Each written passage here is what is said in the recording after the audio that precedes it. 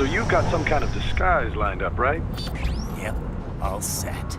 Hope so. You'd be a little conspicuous just walking the streets. Relax, Kev. I'll blend right in. Yeah. Well, just get into the sewer system ASAP. Hopefully anyone who notices you will just mind their own business. You sure you want the K9000 there along for this one? I had the good doctor make some adjustments along with the repairs.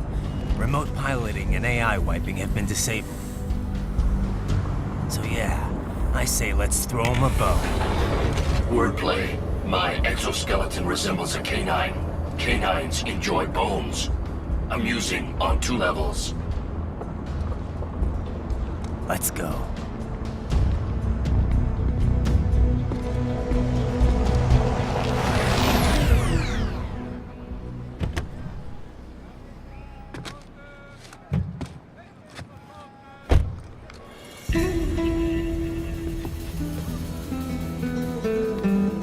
¿Quién es ese güey? ¿Un mariachi?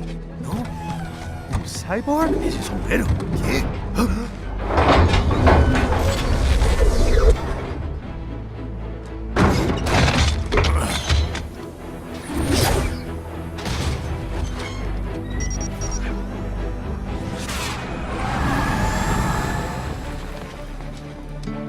Adiós, amigos.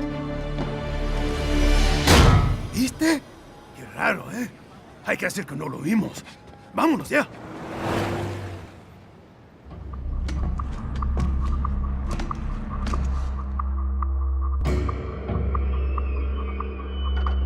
It's Raiden. I'm in the sewer system.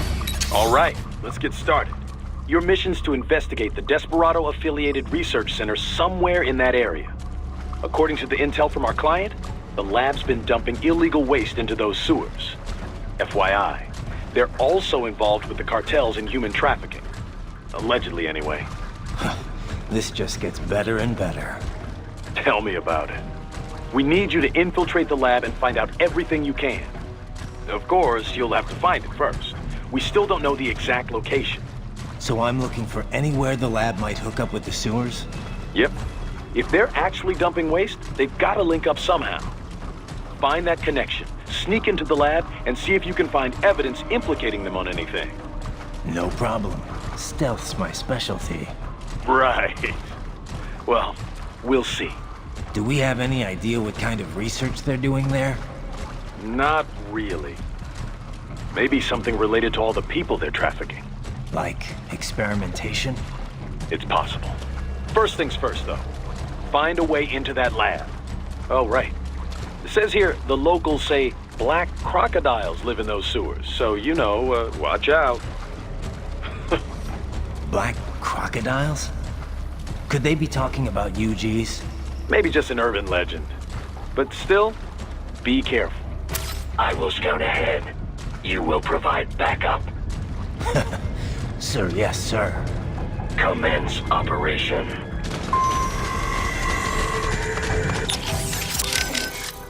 How are things back in Abkhazia? Thanks to the full efforts of the workers, power was restored in just 2 days. Pretty impressive. Only the power plant is back online though. Refinery itself will likely be out of service for months. Fuel sent from Supsa is being used to power the plant for now. Just wish I could have stopped him. Impossible without a sniper. And in our focus on anti-cyborg combat, we were unprepared. Thankfully, other than financial losses, few Abkhaz citizens were seriously affected. The plant workers had already been evacuated, and most were hired back on to rebuild refinery. We received payment and are not being blamed for the suicide blast. Good to hear. It should go a long way to help fix our reputation. Duh. And even more good news. Desperado is down one of its top captains. Let's hope they learned a lesson. We can hope, but it is doubtful. We still do not know who is supporting them. Even if we shut Desperado down entirely, their backers could simply hire some other PMC. Whoever it is, you really think they're interested in the pipeline? Who'd benefit besides the Georgians? Hard to say. Whatever the plan was, it went up in flames with Dulceev's suicide. The problem is that there are countless companies and governments profiting off the BTC pipeline. Whoever is behind it, they may be too big for a simple security firm like us to do anything. Yeah, one thing we do know, though, is that Sundowner's more than just a pawn in all of this. We need to watch him.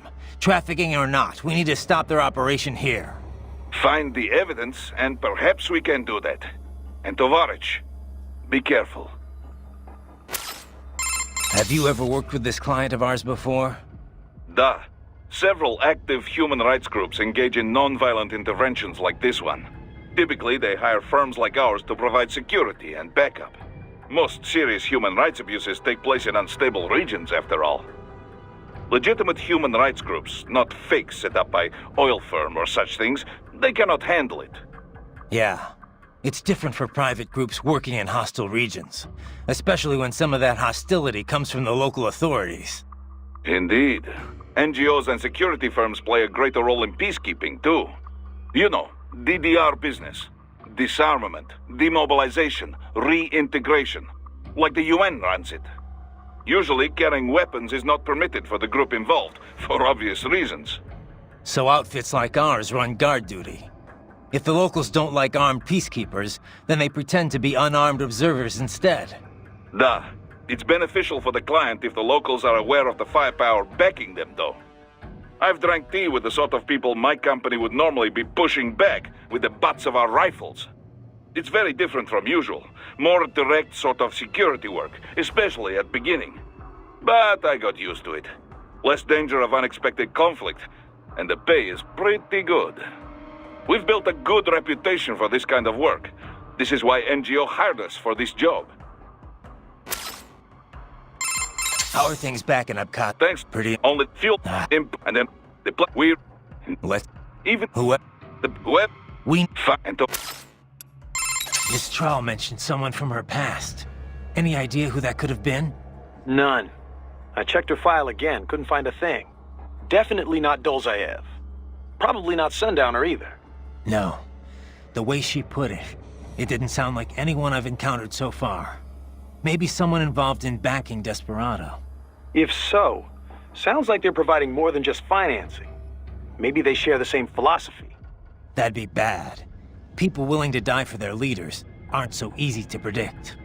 Yeah, but other than the wins, Desperado's cyborgs are all just hired contractors. They're probably emotion suppressed with nanos or drugs or whatever, but that's about it. You're probably right. You know, I've never really developed a taste for climbing through sewers. And Guadalajaras aren't exactly wowing me either. This place isn't gonna go up in flames, right?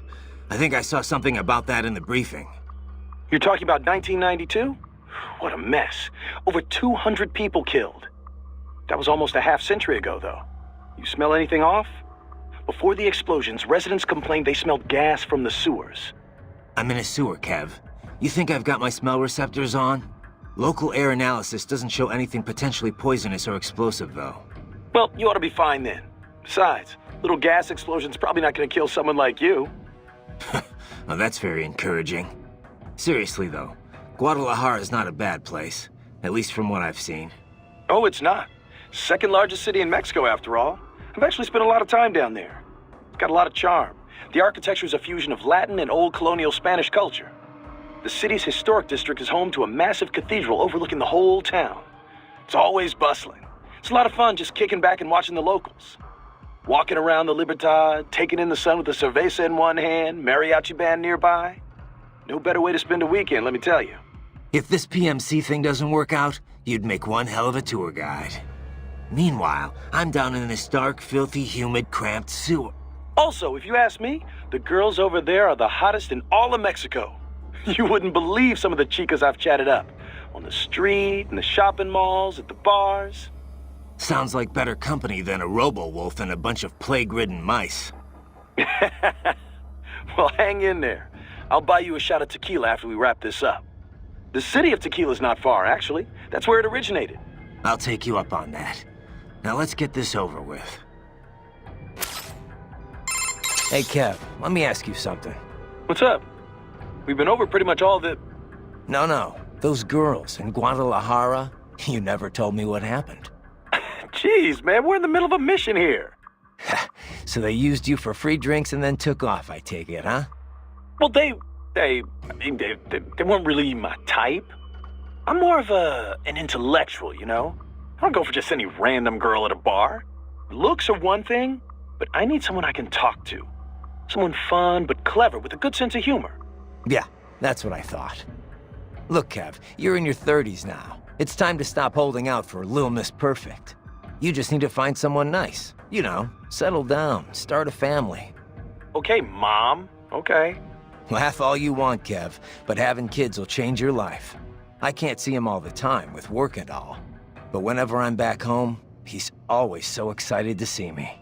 When I see that, I feel like, you know, I want to do whatever I can to keep him happy. Sure, I hear you. But look, man, I was just having some fun in Mexico. Wasn't seriously searching for a wife or anything. I know, but separate from that, I just think you've gotten too damn picky. I can understand trying to find the ideal woman when you're young, but you know what? It's those little imperfections, those idiosyncrasies that keep things interesting in the long run. You come to appreciate that kind of stuff in a lifetime relationship. Idiosyncrasies, huh? Like if she snores or she talks loud during movies? Well, not if she talks during movies. A man's gotta have some standards.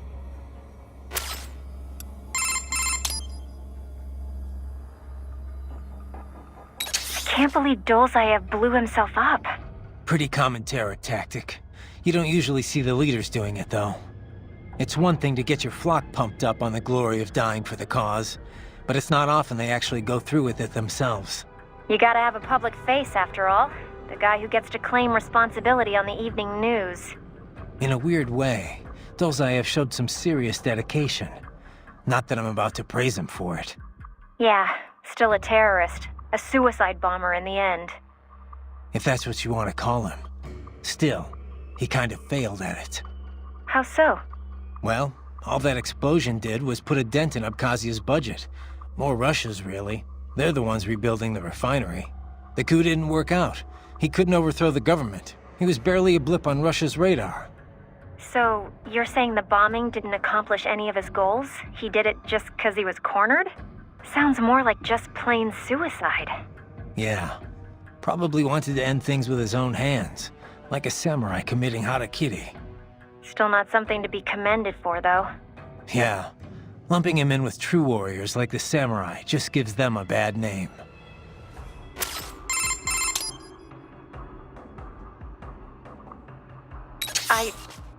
I hope she didn't get to you. Wanting to protect the weak that's worth striving for. Don't worry. I've heard more than a few supervillain spiels in my time. Maybe we had some things in common in our past, but not anymore. I bring my beliefs into every battle I fight. You want to call me foolish? Well, that's not going to change me. I'm glad to hear that, Raiden. Yeah, thanks. Raiden out.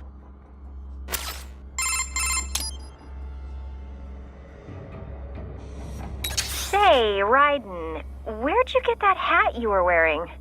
The sombrero? Well, picked it up at a souvenir store here. I guess I just kinda like the design.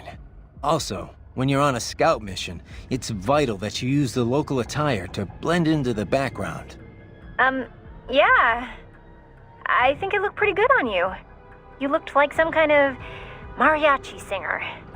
Oh, you think so? Yep. Only, that's kind of a problem too. How so? Well, I mean, that sombrero really is meant to be part of a mariachi costume. Mexicans don't wear hats like that normally. Come on. The guy at the shop told me I'd look just like a local. Yeah, a local tourist maybe. Look, you might see a lot of Mexican men wearing sombreros during their daily routines, but, nothing like that. They'd go for something a lot more simple and compact.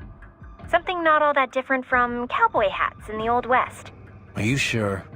I don't know if it's true or not, but I have heard one theory about the modern cowboy hat. They say it's based on the sombreros the original Western settlers brought from Mexico. Of course, cowboy hats come in all shapes and sizes, so you can't really say a specific one's the cowboy hat. Huh. Well, now I know why the locals were so eager to get a look at me. That wasn't the hat.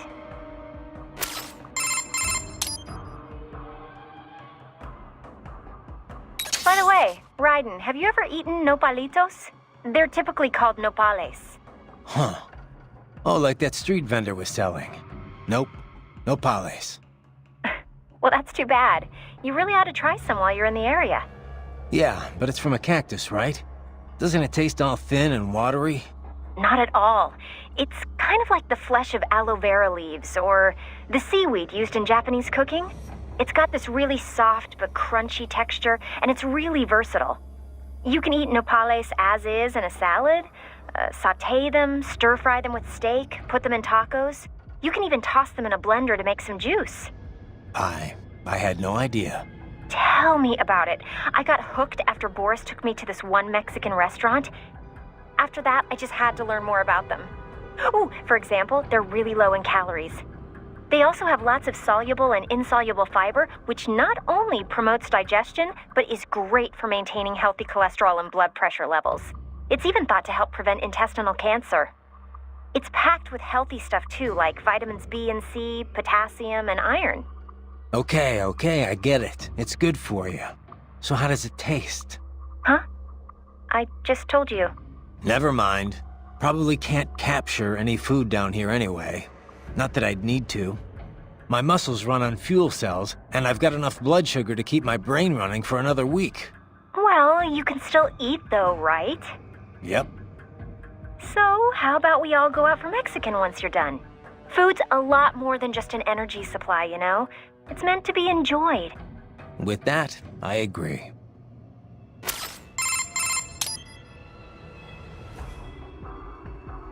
Raiden, can I ask you something? Sure. What is it? Just wondering, why'd you join Maverick in the first place?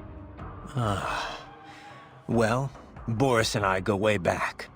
Our first time working together was rescuing Sunny. That's Colonel Gerlukovich's granddaughter. He and Boris were good friends back in the USSR. Right. The Patriots were holding her? Yeah. I was mainly working with the PLA, but Boris was a huge help. His Russian military connections paid off big time. All his covert op experience, too. He wasn't working pro bono, of course, but he went above and beyond the call. The Patriots were a threat to everyone, not just America. He got that. And when Paradise Lost disbanded, he formed a new outfit and got them all work. Most of them, anyway, including me.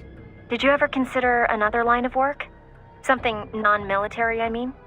I'm a cyborg, Courtney. What am I gonna do? Drive an ice cream truck? I can pass as normal from a distance, but up close, anyone can tell it's artificial skin. Good jobs aren't easy to come by these days, even for non-cyborgs, and I've got a family to feed. Besides, I've been fighting my whole life. It's just who I am. Sorry, I didn't mean to pry. It's fine, Courtney. No worries.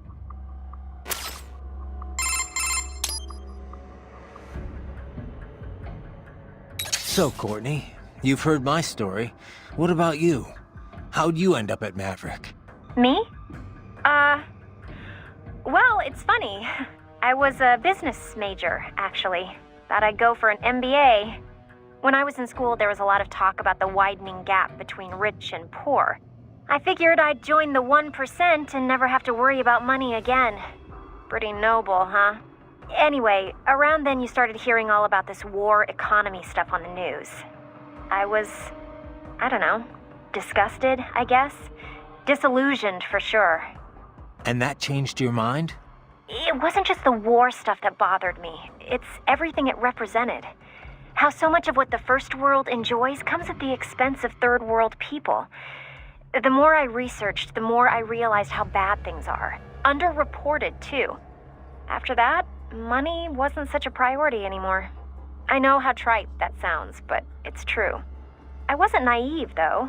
I knew living in some hippie commune or going Amish wouldn't change anything. So I started looking for a career where I felt I might actually have an impact. You didn't worry about working at a PMC? Becoming part of the problem? Well, I wasn't going to sign up with just anybody. But not all PMCs are bad, you know? Some of them, sure. They'll do anything for a buck, no questions asked. That's why someone has to stand up to them. Protect the innocent from those guys. That's us in a nutshell. So you did your homework and found Maverick. Honestly, it was more dumb luck than anything else. I had a friend who knew I was interested in this kind of work who was also friends with Kevin. They introduced us, we set up a meeting, and here I am. That's right. I always forget you and Kev went to the same school. Huh. Definitely not your typical path to joining a PMC, that's for sure. I really am here to fix the world. I know it's a cliché, but there it is. Well, I for one am glad to hear it.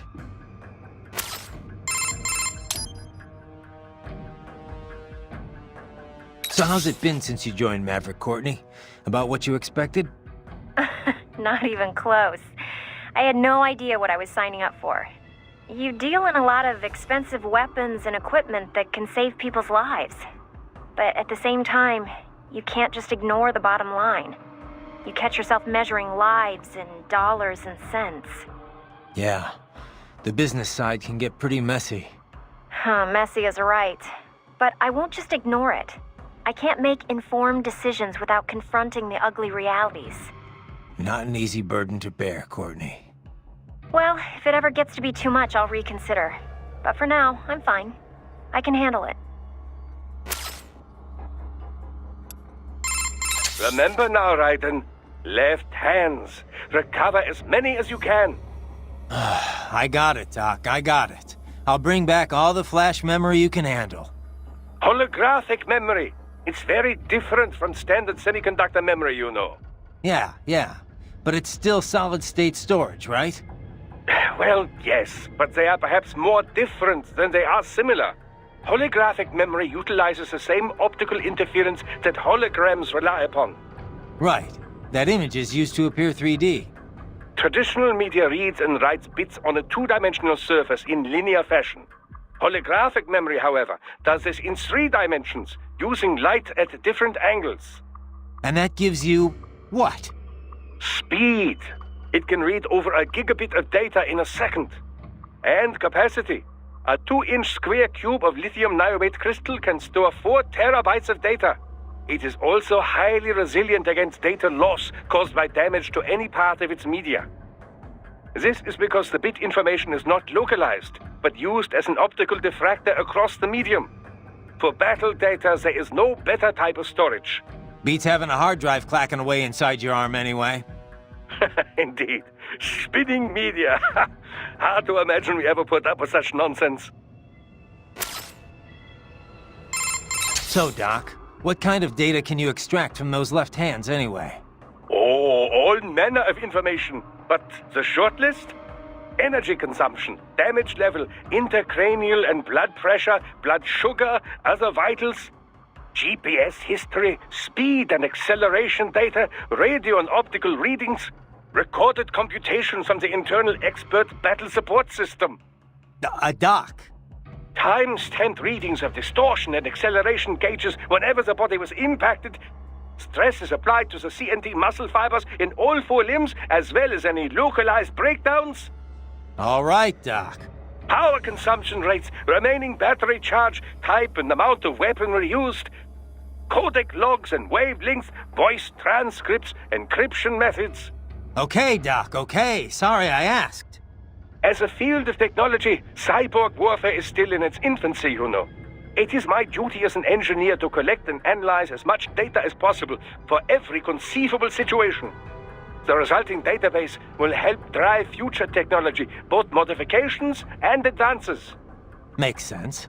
But why the left hand? Why store it all there? Accessibility. A unit can remove it with its own right hand, or it can be recovered if the unit is damaged.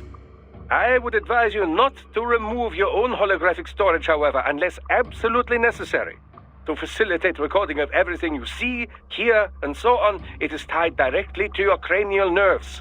So, each time the storage is connected or disconnected, your hippocampus is stimulated. This can result in memory loss, flashbacks, and all manner of unpleasant effects. Yeah, I have some experience with that.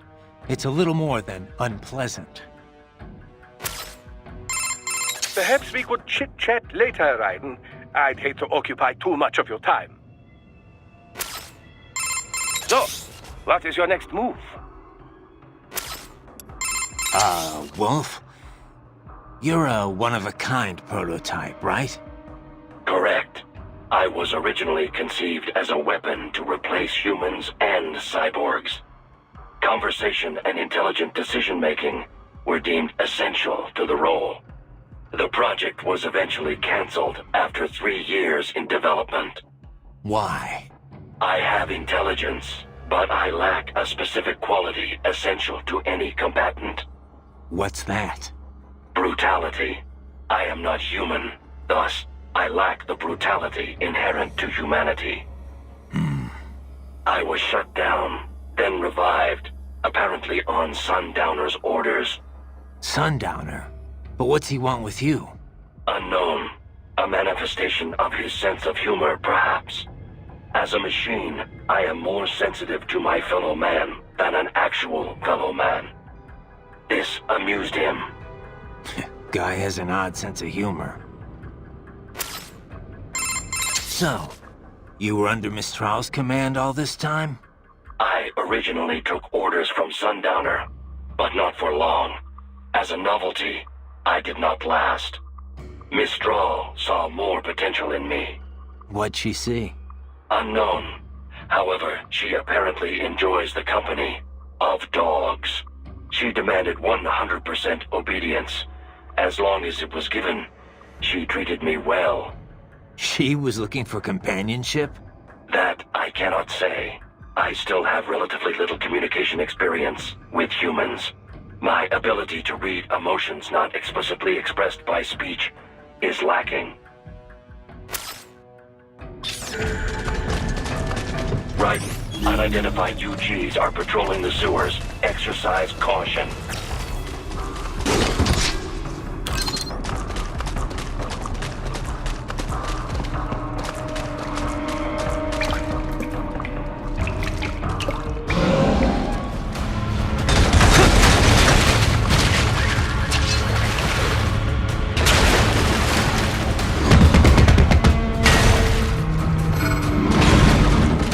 Better take out that UG quick. Don't want to attract too much attention down there.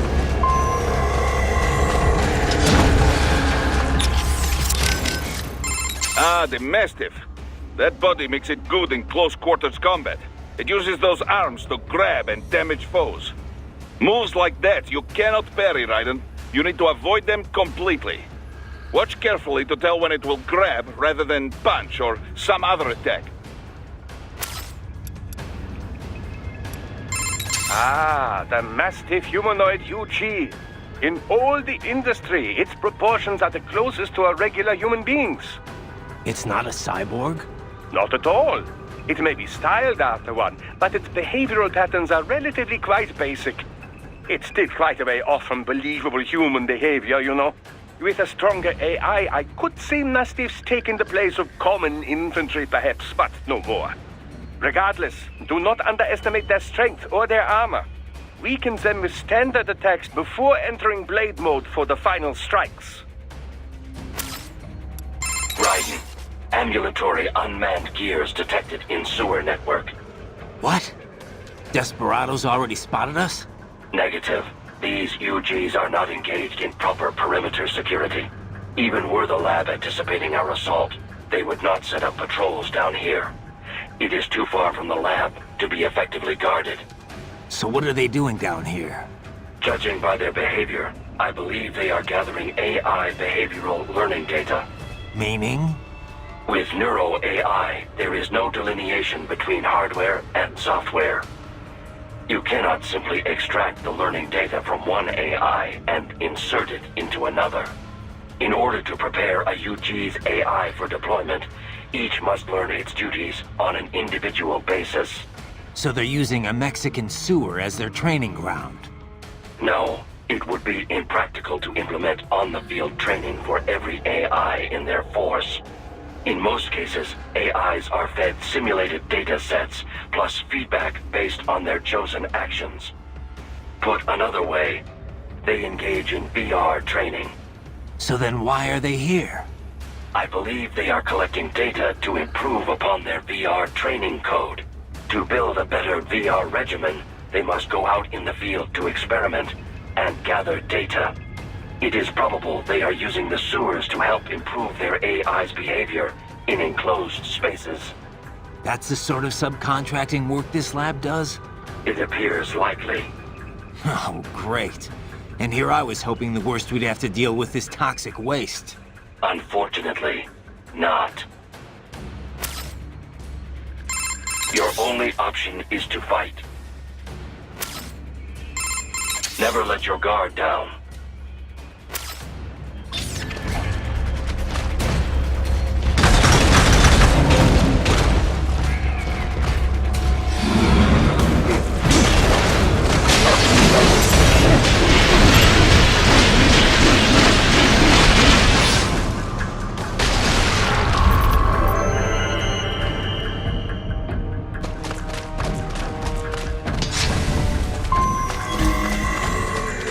I see a maintenance catwalk. Use it to conceal yourself if necessary.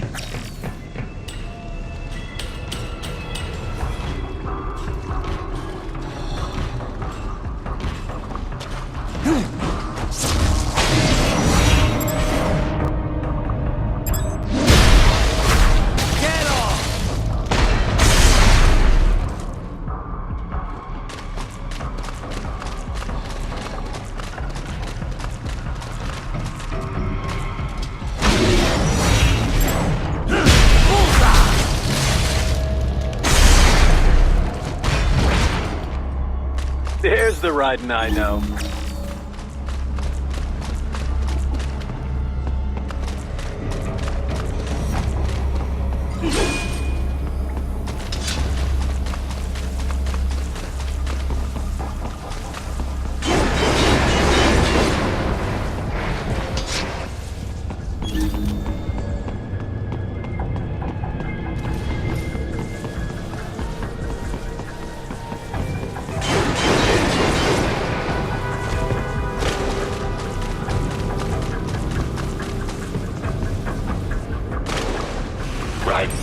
There is a boy in these sewers. There's a boy down here? Are you sure? An AI never lies. What? Well, that's a lie right there. You think the Patriot AI sold nothing but the truth? I have yet to see evidence to the contrary. But indeed, perhaps never lies would be an overstatement. Way to backpedal. I didn't think AIs ever got flip-floppy like that. An optical neural AI is fundamentally similar to an actual human brain. Whether they lie or not is another question. But certainly they are capable of incorrect statements. Anyway, let's get back to the kid. Where is he? Unknown. He ran when he saw me. I intended no harm, but he must have assumed the worst. I opted not to pursue, as that might only confirm his suspicions. What'd he look like? An Indian child. Estimated age, 11 years. He appeared to be wearing medical scrubs. Human trafficking. The boy fled in your direction. It would be wise to search for him. One can logically assume he would have information pertinent to our mission. Yeah, no shit.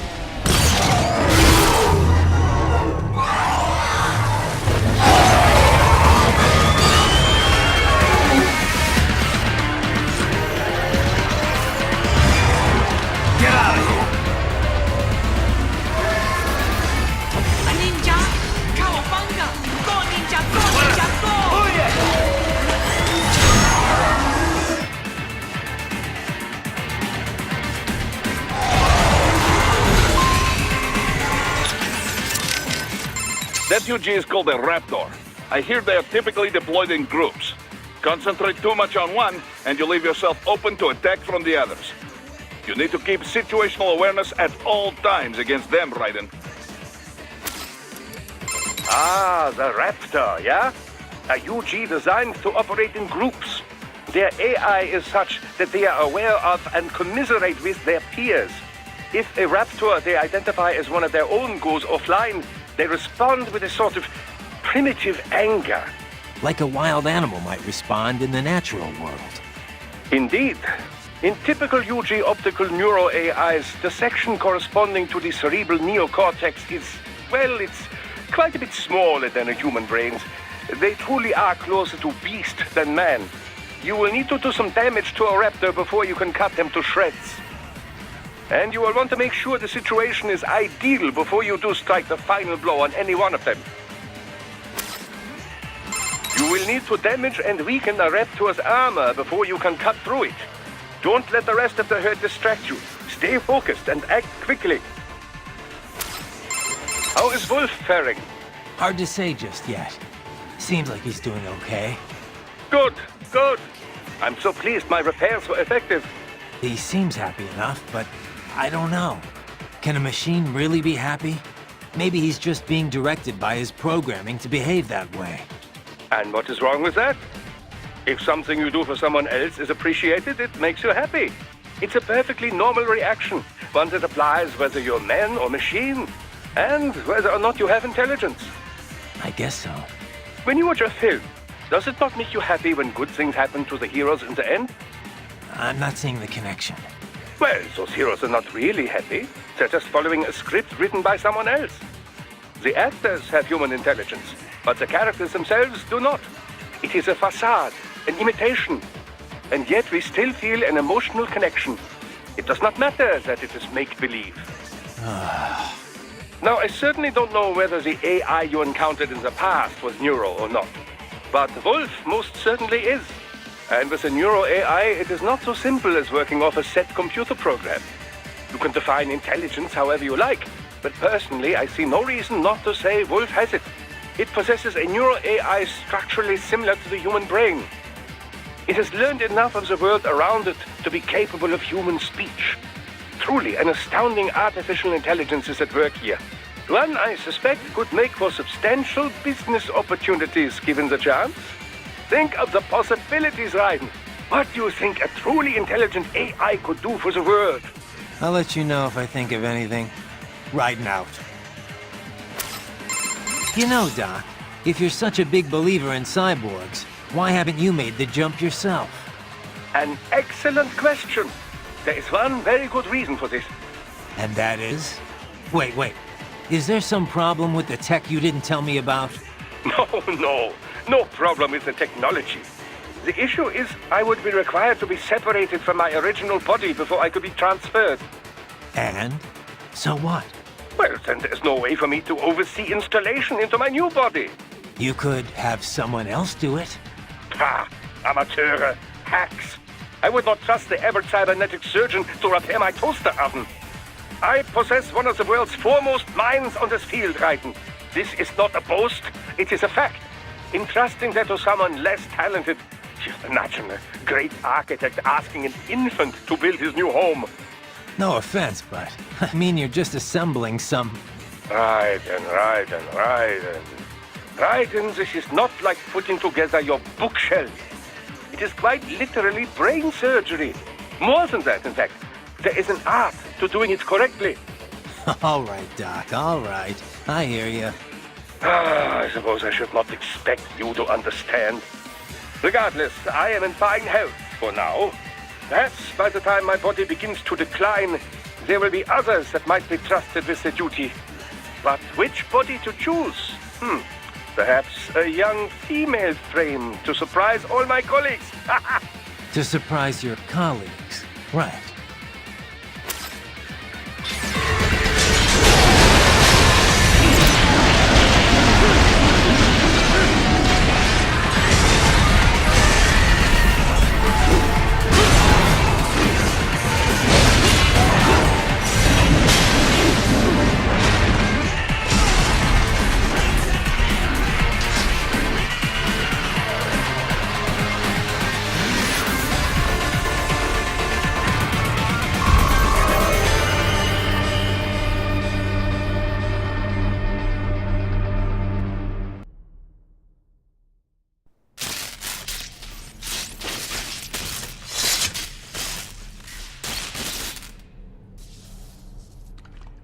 ¿Estás bien? What you say? Oh, Me a Guyanese from Guyana. You speak English? yeah, I'm from America. Call me Raiden.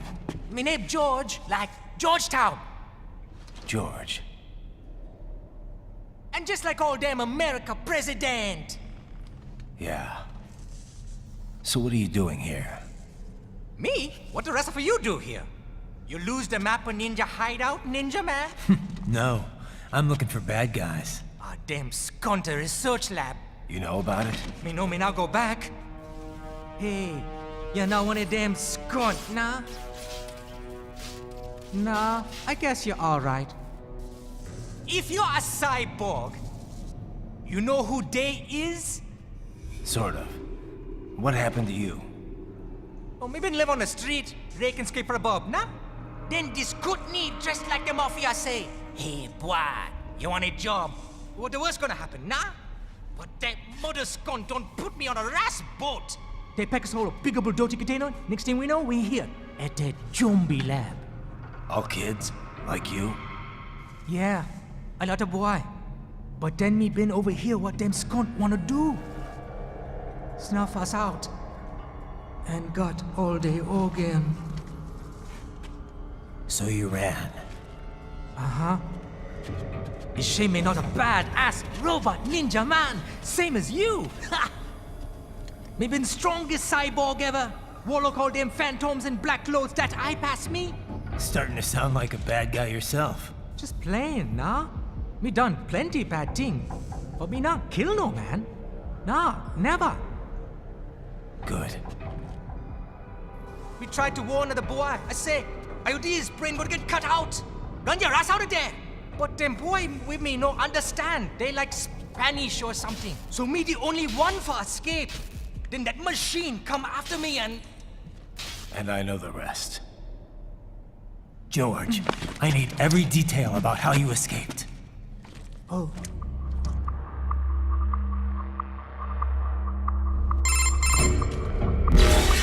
So the kid got into the sewers through a drainage channel?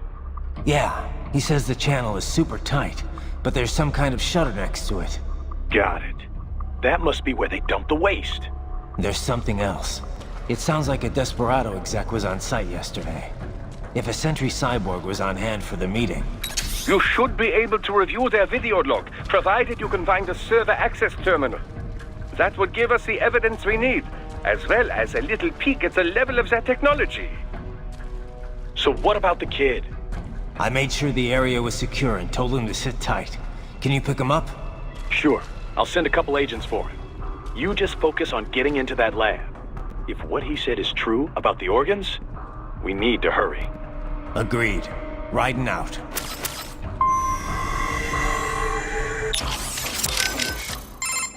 Boris, we've got kids being held inside this lab. I'm getting them out of there. Copy that. I will discuss with NGO what to do with them afterward. What are you thinking? Well, this is difficult. I imagine these are homeless children, taken from streets.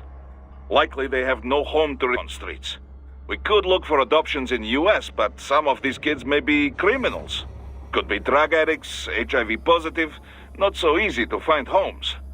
Yeah, wasn't easy for me either. The guys at the relief center were always worried I'd cause problems for my foster family. The alternative is putting them in an institution until they grow up. But this has issues as well. Most are already past capacity. Taking on this many street kids at one time would be impossible. Also, it's a matter of fairness. Is it fair to take in these kids here when millions more are dying? I imagine this is why rescue was not part of our contracted mission. The human rights NGOs, they know they can't rescue them all. They must take a wide view and confront the problem of traffickers, not their victims.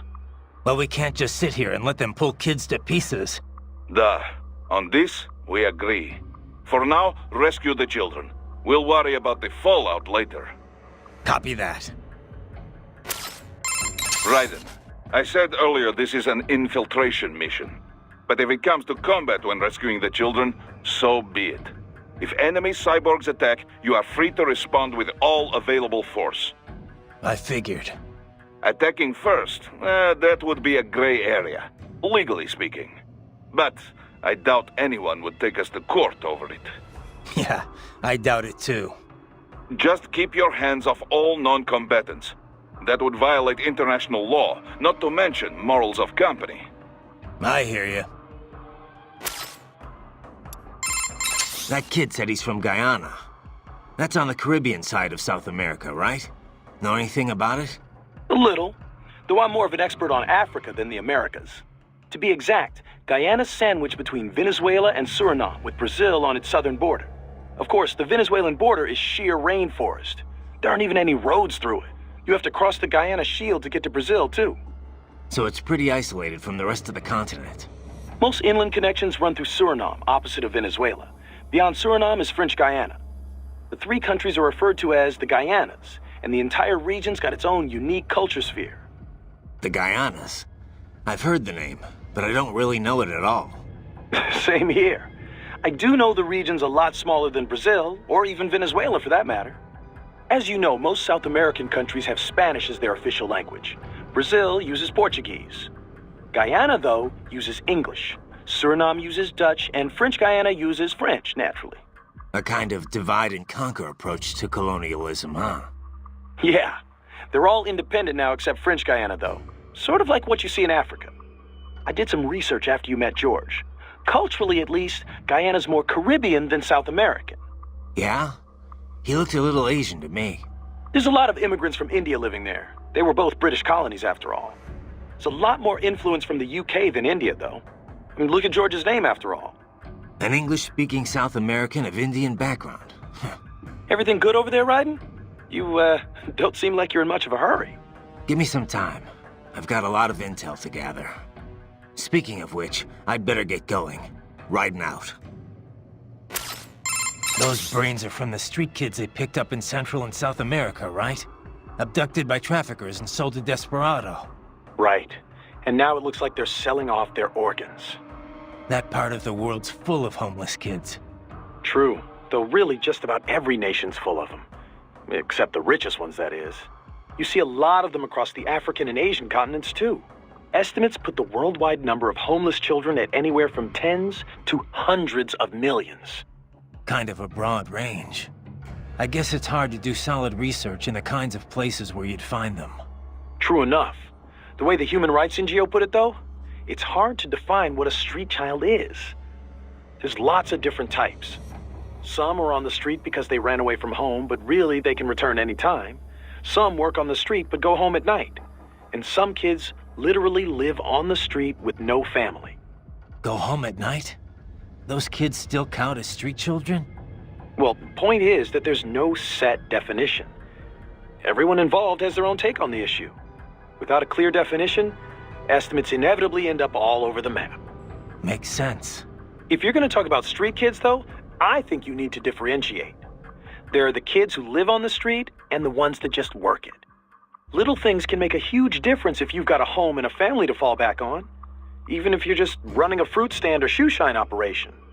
Kind of presumptuous for me to say which is better, I guess, but you can't just ignore that aspect. Yeah. It's hard to imagine how helpless you feel when you've got no one to fall back on. Yeah. Opinions similarly divided on the child labor issue, too. Some say all underage labor should be banned. Others think the decision should be left up to the family. I mean, sure, kids shouldn't be exploited or pressed into military service. If nothing else, the right to an education's got to be protected. But should a kid be banned from helping out at his dad's store? What if a family's so desperate that it would starve without the money their children bring in? Yeah, it's definitely not cut and dry. Miss Trawl mentioned someone from her past. Any... No. No, maybe If that... they're I can't believe what they're doing in there. Guess I shouldn't be so surprised, huh? Guess not. Are you gonna help them? No other choice. I'll try to help look for someplace that might take them in. Thanks. Least I can do. Did you want to save your data? Okay, save complete. Don't let your guard down, okay?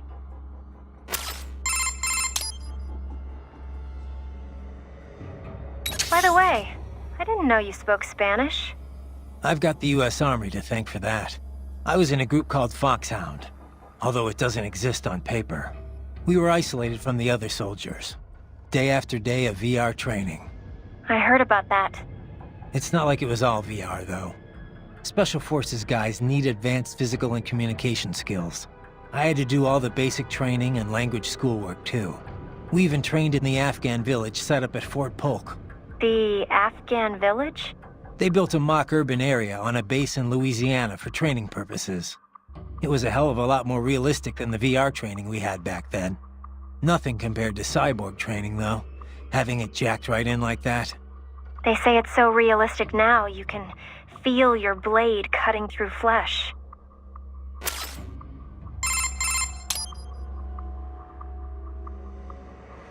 You know much about Guyana, Courtney? Not really. I know the name, but don't ask me anything about what it's like. You mean you haven't even tried the food? Nope. No research trips this time. Besides, who knew we'd be running into any Guyanese here? I'm looking now, though. Looks like a lot of their diet is seafood. It's a small coastal nation, so it's probably easy to get fresh fish across the whole country. A lot of their dishes use Indian spices. That's where a lot of their immigrants come from. Fish with curry, huh? Sounds tasty. But maybe you could finish reading all about the food there after the mission. Huh? Oh, it just, came up while I was reading up on Guyana in general. Right. Well, let me know if you find anything actually useful. It just popped up in the search results, I swear. Very well done, Raiden. Oh, thanks, I guess. That raptor may have been smaller than an Irving, but its potential is simply remarkable. Defeating it is a fine demonstration of your body's abilities. I'm quite happy to see it working so well. Well, thanks, Doc. I'm quite happy I'm not dead, too. How did it feel to fight it? Well, an Irving has more strength and firepower. But this guy was a lot harder to keep a beat on. Not that big of a deal, but you definitely don't want to let your guard down around one. Indeed. A combination Irving and tripod force would be a formidable foe in any urban warfare scenario. The only problem is cost. A PMC would have to be well funded indeed to even think about acquiring the necessary numbers to make it work. There are situations where an Irving may be overkill, but tripods cannot provide the necessary force. So the Raptor was built to fill that gap? Indeed. Its basic design is a streamlined, more compact version of the Irving. Furthermore, it uses the same control system as the tripods, which helps keep costs low. It can use standard personnel weaponry as is, and its armor has been componentized. This is to say, the user can expand its defensive capability as needed. It's fit for standard military operations, anti-terror missions, even regular patrol and police duty. A most admirable jack of all trades. Adorable too, wouldn't you say? Not the first word that comes to mind. Ah, yes. My apologies. I can't help but marvel at a well-made machine when I see one. There's no need to be jealous, though. Your body is still quite impressive as well. Yeah, thanks, Doc. Let me ask you something. What do you think you're doing here? I mean, why are you working with me? Because I choose to. I owe a debt, and I wish to repay it. A debt, huh? How human of you. I contest that statement.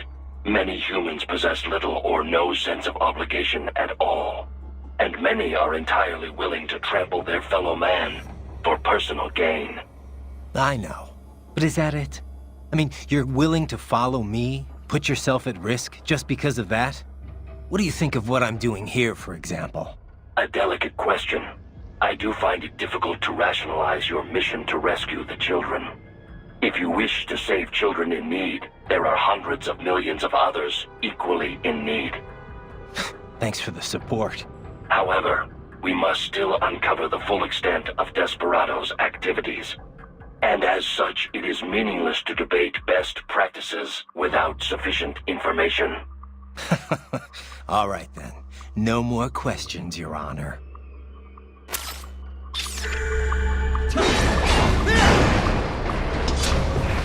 Heavy UG activity ahead. It is possible they are conducting test operations while the lab is closed. They're not gonna make it easy to get into that lab. Is there some way you could sneak past? It's a box. How's that gonna help? Oh, it's for medical supplies. That could work, actually.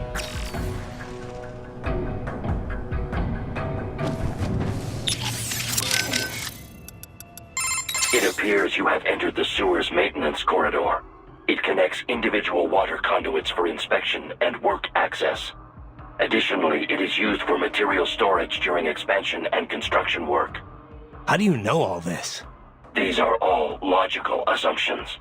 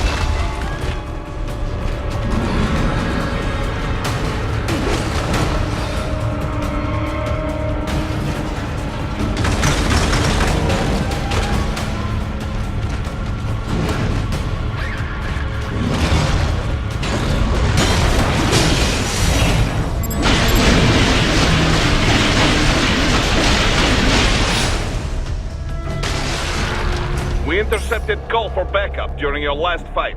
The caller's position is on your Soliton radar. You can engage if you wish. It is your choice.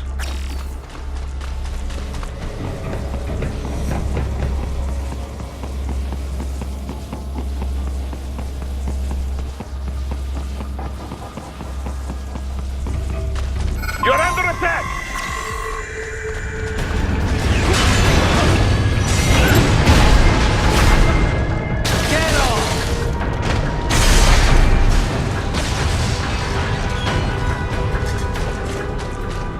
Keep on coming!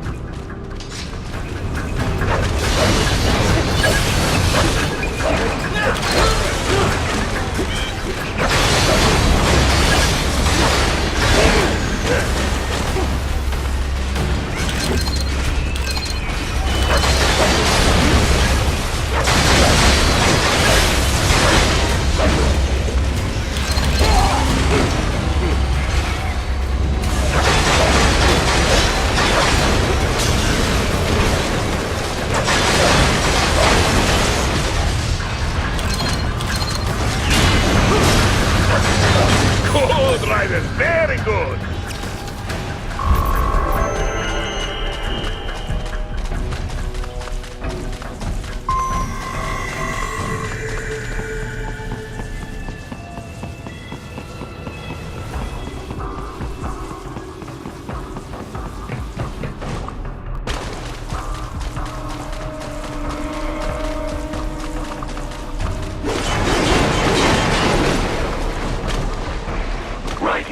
Determined the approximate location of the lab based on the boy's information.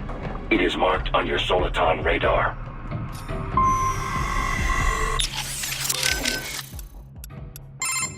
Let me ask you something. What do you think you're doing here? I mean, why are you working with me? Because I choose to. I owe a debt, and I wish to repay it. A debt, huh? How human of you. I contest that statement. Many humans possess little or no sense of obligation at all. And many are entirely willing to trample their fellow man for personal gain. I know. But is that it?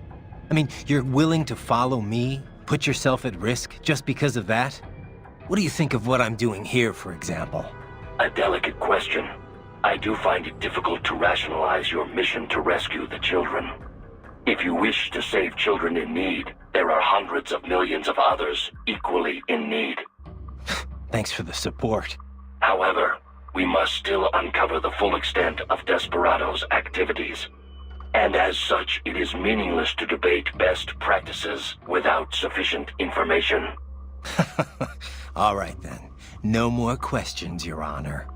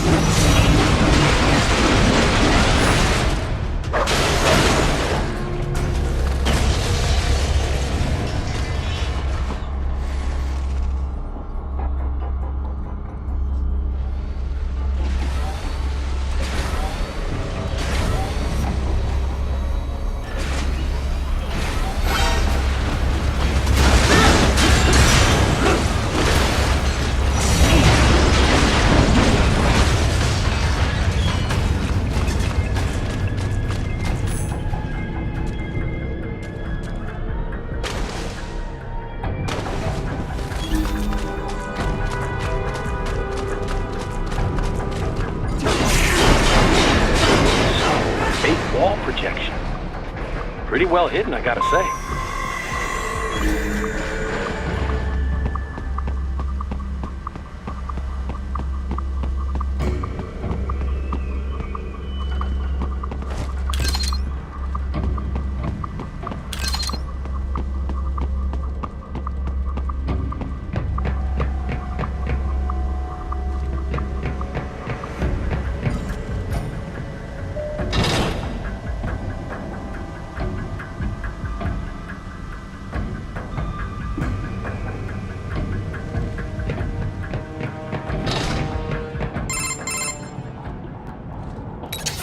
This would appear to be the UG maintenance area. You should find a terminal there. Something they use to upload mission parameters to the UGs. And something I can use to access the lab's main server? Perhaps. But first you need to take a dump. Wait, what? A dump? A digital optical output mounted proxy. You'll need one to interface with the terminal. Most any UG should suffice. A tripod or the like. I'll see what I can come up with. How do I use it? Simply connect to it. You should be able to use your communications outlay to control the proxy UG. All right, let's give it a shot.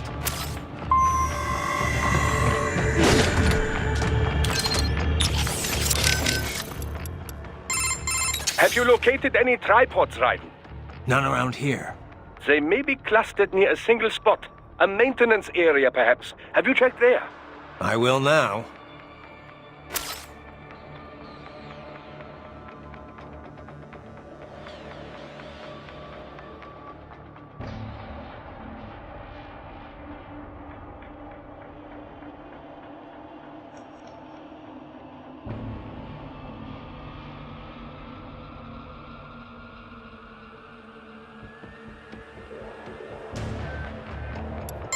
You have entered the lab? Yeah. You're falling behind, Wolf. My apologies. It's fine. Just get here as soon as you can. I have failed in my duties as a scout. There is no excuse. This has never happened to me before. I said it's fine, Wolf. It's no big deal. Just get here ASAP, okay? Thank you. I shall redeem myself. I swear that to you. Yeah, okay. Raiden, I said earlier this if attack, but Yeah. just that. Right.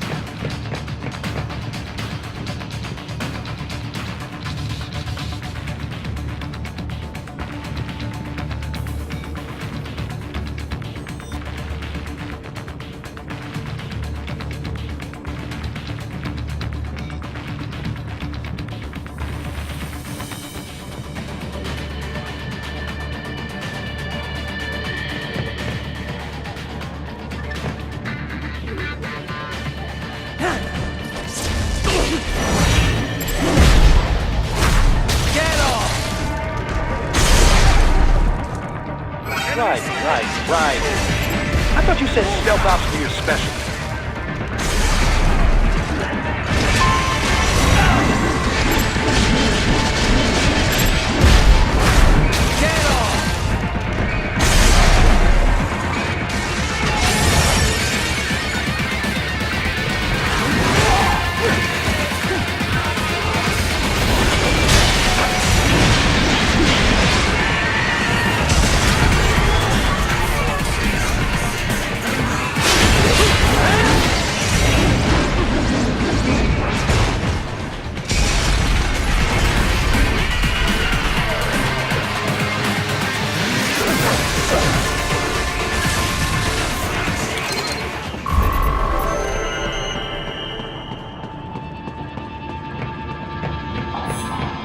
Raiden, if they continue to increase security, they may shut out all outside network connections. Please do your best to avoid being seen.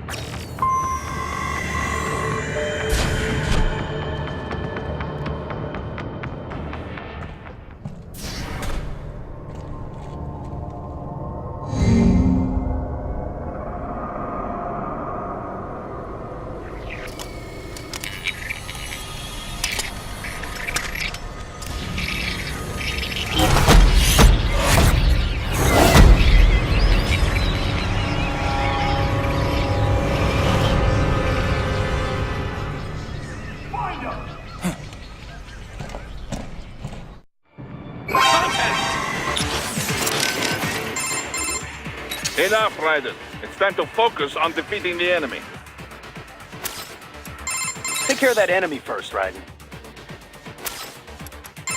Concentrate on the fight now, Raiden.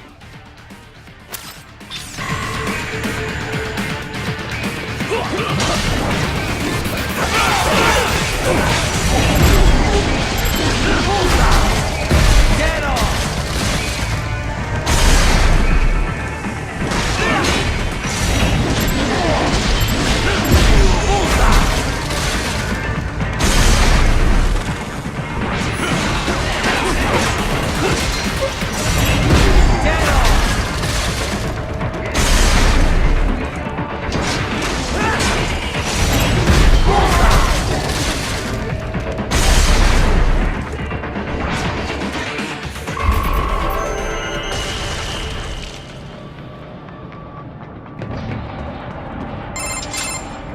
Is it over?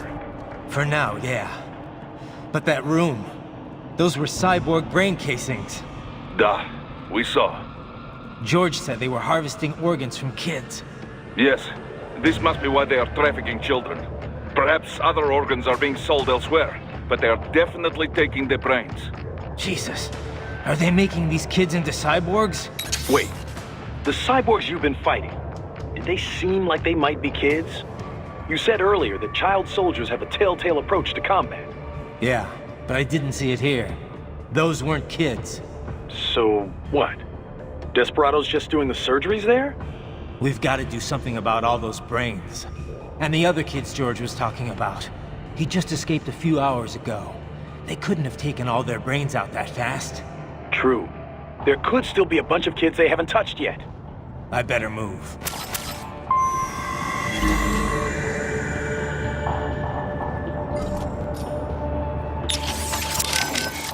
I'm worried about the kids they haven't got to yet. But what about those brain units? They're just brains, but they're still alive. I won't just abandon them. Duh. I will discuss with Doctor. There must be artificial bodies they can use, not like the combat type you have. Maintenance must be considered, of course. But with today's technology, they can at least live comfortably enough as cyborgs. Yeah, maybe. Physically, anyway. Society may say otherwise. Yes, but we will worry about such problems after they are rescued. For now, though, let us concentrate on the intact children first. You got it. Man, I couldn't have imagined anyone would cut the brains out of kids. What are they even doing this for? Why make them into cyborgs? I don't know. They say child soldiers are both bolder and more obedient than adults, but... They are. On both counts. But the surgeries alone would cost a fortune, not to mention all the training. Yeah, I don't get it either. For now, you just look for the kids they haven't operated on yet. We come in too late on this, and things are gonna get a whole lot messier. You were talking earlier about runaways. Kids who could go back home if they wanted. Right. A lot of times they're fleeing problems at home. For a kid like that, life on the street's dangerous, sure, but maybe better than the abuse they got at home. They can go home if they feel like it, but they choose not to. That's a whole other level of tragedy. It's a pretty common case in Latin America, as opposed to Africa, where you've got a lot of war orphans. Kids like those sometimes get victimized by the people around them, even killed, sometimes by the cops. That's what happened in Brazil in 1993, the Candelaria massacre. 8 kids were killed. How could families abuse their own kids? What's the trigger? I was wondering that too. I did some reading up on it. A lot of times the mother remarries, and her husband ends up abusing the kids she brought along. It's actually a pretty common story in first world countries too. The mother's too scared to do anything. She just wants her new man to love her. A lot of the abusers are addicted to drugs or alcohol too, leading to neglect. If their parents can't be bothered to feed them, kids are forced to hit the streets for food and money. And these are the kids Desperado's rounding up? Kinda makes you ashamed to be a human being. Yeah. It's definitely evil, all right. But even if we got them out, it's not like they've got happy homes to return to, right? Exactly.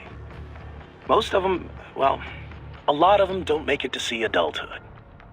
Or they join gangs, end up exploiting the next generation. It's a vicious cycle. Our only option's to follow the money trail. Find out who's profiting from all this, and put them out of business permanently. Yeah. Guess that starts now, huh? Man, I couldn't have imagined... What are they? Why? I don't... But the... Yeah, we come... I can't believe they're extracting children's brains. Can't we do anything? I don't know. That's something I need to discuss with Doc. For now, I gotta worry about the kids they haven't operated on yet. As long as they're held hostage, no way am I gonna be able to get the brains out of here.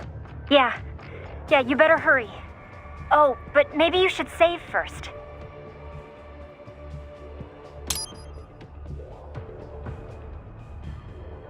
Save complete. Be careful, Raiden. What do you know about these brain units, Doc? It is a type of canister conceived to transport a cyborg's brain in a physiologically secure state. It's designed for quick, lower-risk implantation. Each one is equipped with a rudimentary environmental control system. So long as power is uninterrupted, the unit can protect the brain from temperature changes and other fluctuations in the local environment. I would imagine they regulate the brain's supply of oxygen and glucose as well. That's what I thought. I've seen these before, but I didn't think there were that many of them out there. Oh, manufacturing's exploded alongside the rise of cyborgs, though they're still made by only one company. The chassis also functions as an impact liner, absorbing impact and preventing organic damage. It's durable against impacts up to 700 G, which would be enough to permanently damage an unprotected brain. Sounds like military spec stuff. Well, it would certainly be expected to withstand gunshots or explosions. But the liner is primarily intended to keep the brain safe in the event of an accident during transport. These canisters are quite functional overall and clearly designed for mass production. Costs, you know. However, human brains come in many sizes. Thus, the unit is on the larger side to compensate for a wide range. This unit cannot be used if, as in your case, the subject wishes to retain his original human visage. The brain must instead be transplanted directly into a precision-fitted skull casing. Such customization, of course, does not come cheap, and does nothing to enhance the cyborg's battle skills. It's an option beyond the reach of most. You've surely noticed your cyborg opponents tend to resemble each other. That is part of the reason. So they're extracting the brains here, then transporting them somewhere else in these things. Into the US, most likely. Brains alone, after all, would not violate the UN Arms Trade Treaty. I imagine these are intended for implant into bodies manufactured in America. This is crazy. Have you located any tripods, Raiden? Not Same. So, how much do you know about how Desperado's operated? I was at the lowest possible tier of information disclosure, beneath standard contractors. As it was explained to me, contractors need at least some information divulged to them. I did not. As a machine, I had no contract and no rights. I was kept in the dark. My knowledge is no deeper than what is already generally known throughout the industry. Couldn't you hack into their network or something? You're an AI. Perhaps, if I had free access to a computer. Also, hands. Those are necessary to operate a keyboard. Yeah, but you are a computer. It is not so simple. There are protocol issues. Neuro-AIs are far closer in structure to the human brain than standard von Neumann architecture computers. Well, I would have tried anyway. Did you have contact with anyone besides Mistral? I engaged in tandem field operations with Sam on several occasions. However, he was even more difficult for me to comprehend than Mistral. I bet. So you said it took 3 years to learn how to speak, right? Given enough time, could any AI be taught that too? I cannot assert that. A neuro-AI is only capable of learning new things, not growing and replenishing its own cells. Thus, each neuro-AI is equipped with a predetermined capacity that cannot be altered. My AI contains 90 billion neurons, more than a human being. A normal LQ-84 model possesses only 1.6 billion. That's a big difference. Relatively, yes. I doubt any amount of learning period would enable an LQ-84 to speak. It would be similar to attempting to teach a dog how to converse. A combination of appropriate instruction and an ample neuron count are required to accomplish the feat. So if someone else made a neuro-AI with the same capacity or more... Other AIs as conversant as I are a possibility, yes. Robotic pets with neuro-AIs are already on the market. And I understand research and development are underway to create a model capable of conversation. Do not be surprised if such a pet becomes available before too long. If that becomes commonplace, hard to imagine. Is it? The human race has willingly embraced all of its other inventions so far. Steam engines, electricity, the internet, cyborgs. Perhaps the day will come when conversing with AIs, too, is considered perfectly normal. Maybe. As normal as being a cyborg is now, at least. The most significant challenge would be in crafting the appropriate training regimen. The only way to establish an effective learning system is through sheer trial and error. And it will take even more time to virtualize and optimize that system for mass production. One could say my own existence is due in no small part to simple luck. Of course, I was a failure as a weapon as well. Failure or not, you're better off than an AI that knows nothing but how to fight. I am pleased to hear you say that.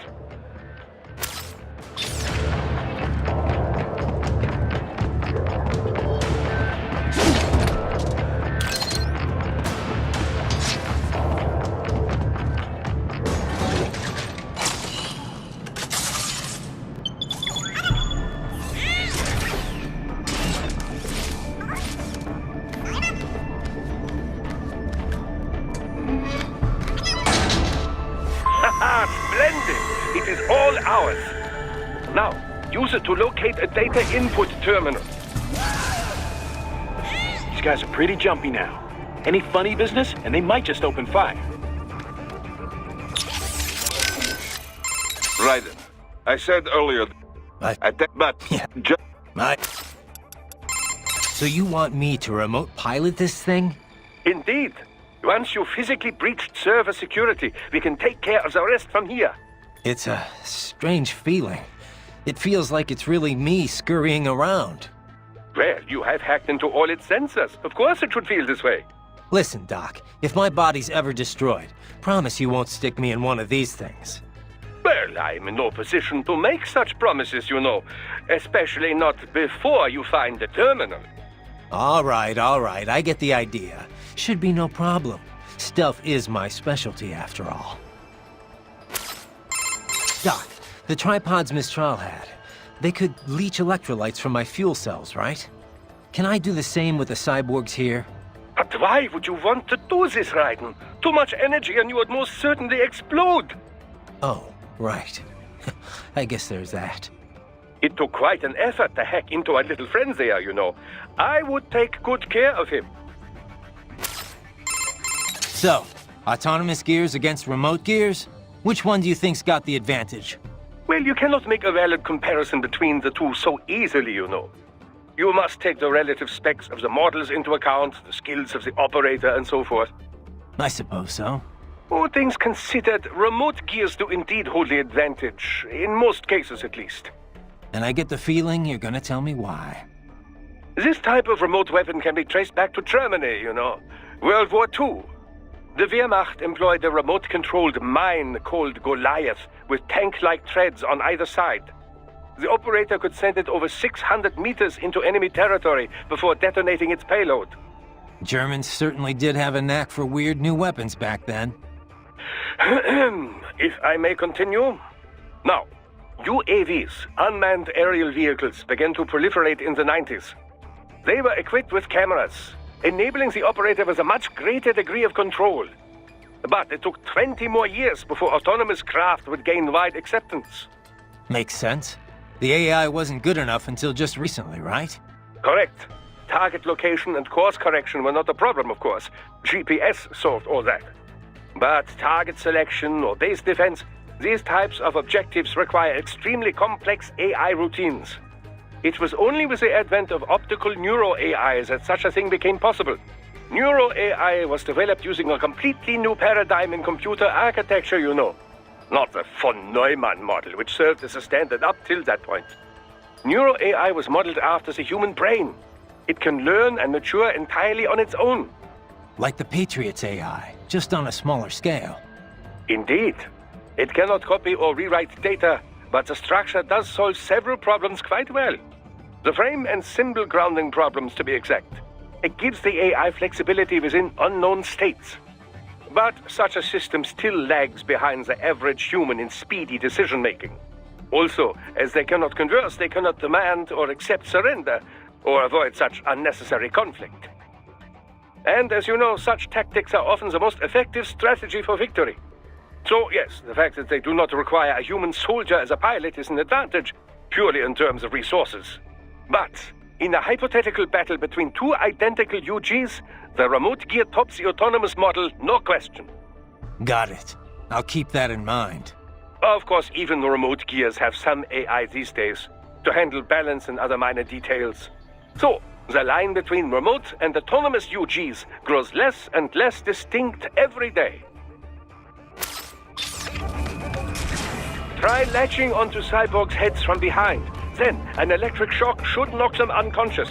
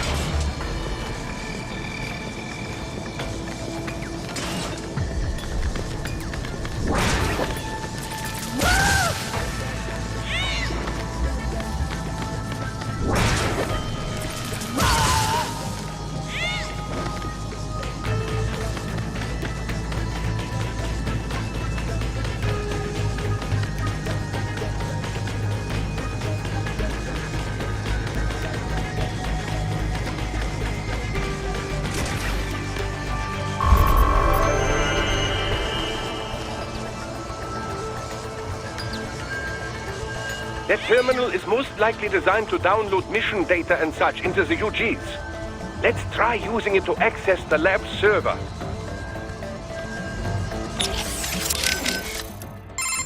Man, I couldn't have imagined anyone would cut the brains out of... What are they? What?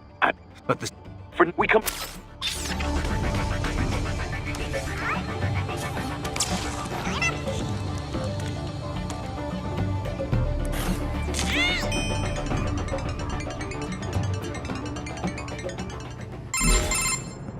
Raiden, I found something. In one of the Sentry Cyborg's visual logs. Guess who shows up? Patch it through. Right away.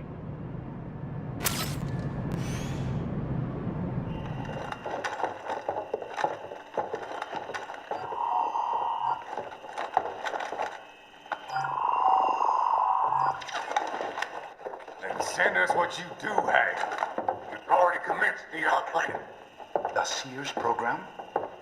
Yep. Same one old Georgie boy used on the kids in Liberia. Of course, it's wired straight to the brain now.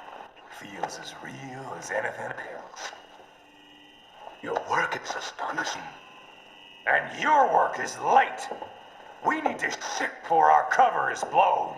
We've got some assholes snooping around. We just do not have the full quantity yet. Each brain has its own unique requirements. It's not like we can just pop them out with an ice cream scoop. All right. Make your point. Oh, thank you for understanding. Say what you have now. I'll destroy any unharvested inventory. Okay? But have you any idea what they cost? Last I checked, children weren't exactly rare in the part of the world. Millions of them, in fact. You can get more once we set up a new lab. They lead lives of hunger and pain. We're performing a service here. For them and the cities they burden.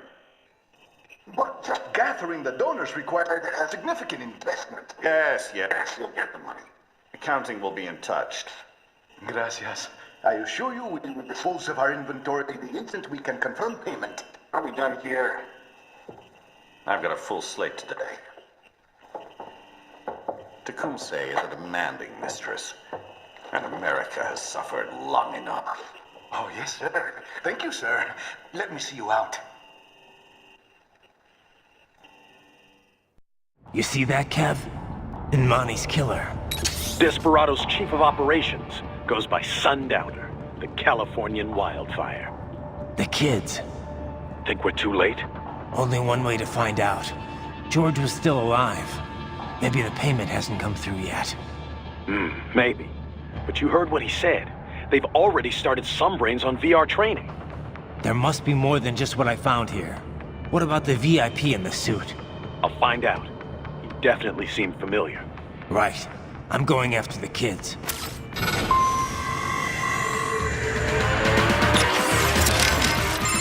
Any idea who the guy in the suit is, Boris? No. I feel like maybe I have seen him before. But I am not so up-to-date on US news like Kevin. Isn't that kind of stuff important given the business you're in? And Maverick's based in Nevada. I know you're only there a few times a year, but still. This is why I have staff in America. Excellent workers. They run place for me. No questions asked. That's not really what I'm talking about, Boris. Who's the guy in the suit? Doc's on it. He's running his face through for a match as we speak. But we only got a glimpse. Hard to pull a full set of features to match a photo with. We're gonna need some more time. Got it. He definitely looks familiar. But I have no idea where I would have seen him. Too bad we can't run a search on your brain. Sometimes it might be nice. Know anything about the guy in the suit, Courtney? Not a clue. Sorry. I feel like I might have seen him somewhere, but... Yeah. It's a pretty common-looking face. Doc's analyzing all his facial features right now. He should have something for you soon. All right. I've got a few things to do here anyway. Yep. Do you want to save first?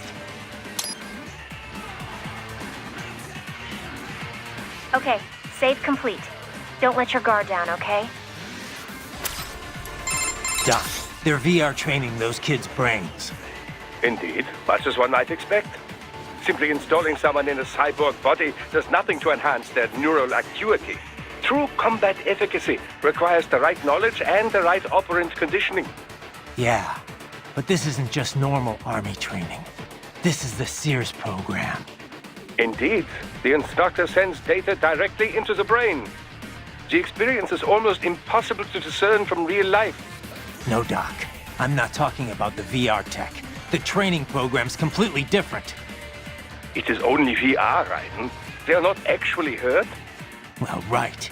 That's because they don't have bodies to get hurt with. But they still feel pain. Without that, it just isn't realistic enough. That, and with this training, you're the one doing the killing. Not just the soldiers, innocent people, POWs, civilians. I see. So that is what the Sears program is. Yeah. Look, I gotta move. Out. You ever see the guy in the suit before? I am sorry. No. Nothing in your database? I have no database, Raiden. The symbol grounding capabilities of my Neuro AI allow me to identify faces in only the vaguest of terms. I can judge whether I think I may have seen him before, but I do not have the accuracy of a database. Well, that's ridiculous. You're an AI. An AI modeled after the human brain, and thus as flexible and occasionally vague as any humans. Of this man, however, I have no recollection. I do not believe I have encountered him before. Most likely. Oh, man.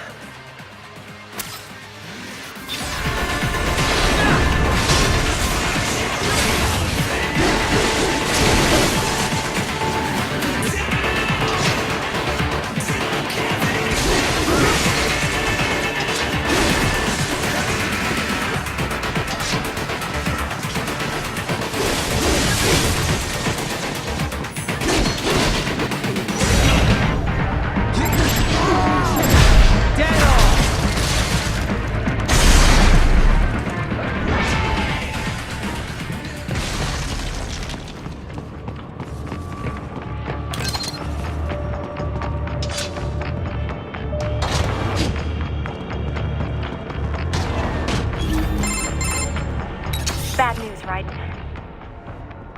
We can't find George. What? Maybe the coordinates you sent us were off? No way. I merged the GPS location of our entry with all my movement data from that point on. This is bad. You think they got to him first? I don't know. I'll have our guys sweep the area. Thanks. I better keep moving.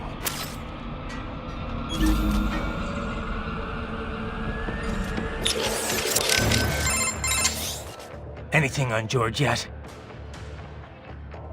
No. I think maybe they took him away. Or worse. Perhaps. Remember what that man said. There was matter of payment, but he doesn't need to wait for anything here. He can kill those prisoners anytime he wants. And as for escapees, they're more easily killed than captured. Damn it! I knew I should have stayed with him until our guys showed up. Raiden, the other children are not safe either. That payment may already have been made for all we know, and they know you're there, too. They may decide to simply dispose of children before they escape. You must hurry. Any sign of George? Not yet, no. Our men have split up to canvass the area. You just worry about the kids in the lab for now. Understood.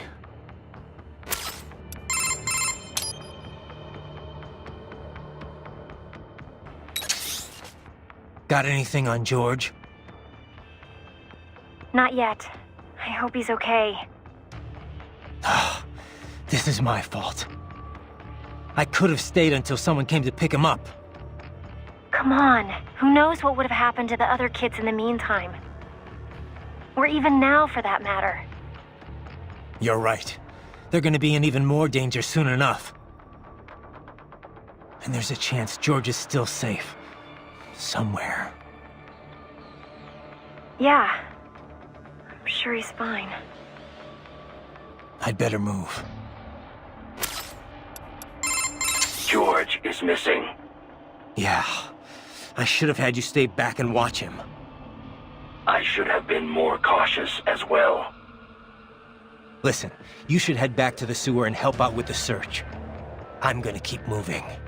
Understood. Wolf, what's your status? I am en route to George's last known location. I will handle this assignment. You may return to your mission.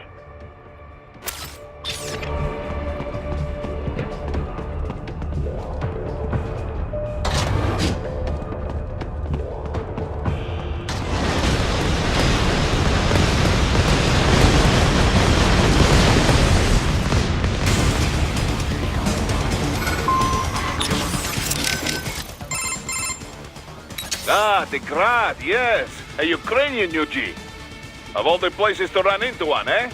Well, first thing is first. Drive it back and out of your way.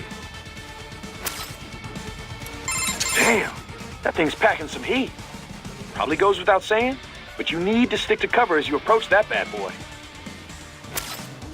You won't win this battle from long range, Raiden. You've got to find some way to get in close. And maybe I should save your data, just in case. Save complete. Be careful, Raiden. That is a Grad, a UG developed in the Ukraine. UG? Looks like a standard pillbox to me. I have seen blueprints for a pillbox able to operate in tandem with infantry forces. I cannot be sure if this is a result, but I do know the Grad is capable of bipedal movement. In pillbox mode, the main cannon is also quite lethal. Approach carefully. Use cover to make your way to it. You can deflect both the missiles and main cannon fire in blade mode, Raiden. Keep it as an option if you cannot flee quickly enough. Also, the shaped charges in the missiles use the same nanopaste as cyborg repair units. If you find yourself heavily damaged, you may want to attempt slicing some open.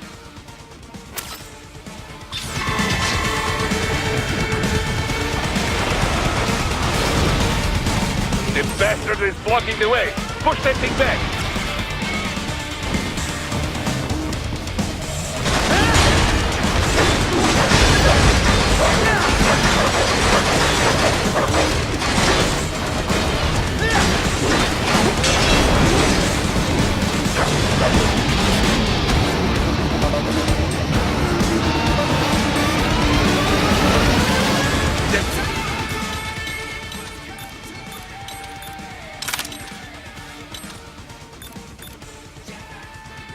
To biped mode. Careful. It's a whole new battle now.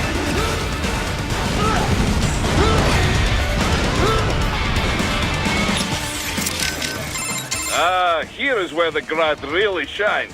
It has wheels in the back of its legs for quick movement. You would not expect speed from such a large UG.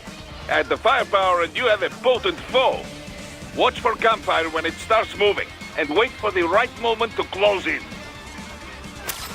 Just get as close as you can and keep attacking. Chip away at that armor long enough, and sooner or later you must break through. The Grad's shield does more than simply provide defense, you know. We have reports of a spinner mechanism that enables its use in close quarters combat. Reports? Aren't the specs public knowledge? They are, but it runs on a self-learning AI. As a result, it can be somewhat unpredictable. Nowhere near as powerful as the LQ-84I, of course. Don't expect any deep conversations. Regardless, don't let up when it stops moving, or its shield may catch you unaware. Raiden, are you all right? It appears the path I scouted for you is less than ideal. It's all right. I doubt there was any way around this guy. I'll figure something out.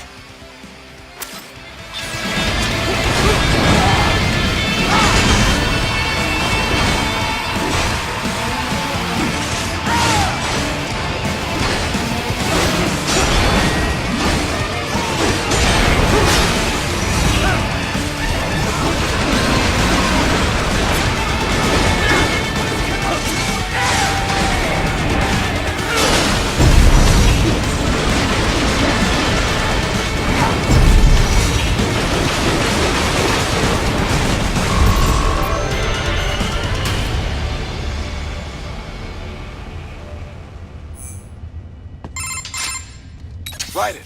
I knew I'd seen that guy before. Stephen Armstrong. As in Colorado Senator Stephen Armstrong. They're already talking about him as a shoo-in for the nomination in 2020. And get this. 2 years ago, a federal grand jury investigated his ties to a certain private... World Marshal. One of the biggest PMCs out there. I remember. The biggest, ever since the Big Five split up. Not to mention the single largest investor in military cyborg R&D in the world.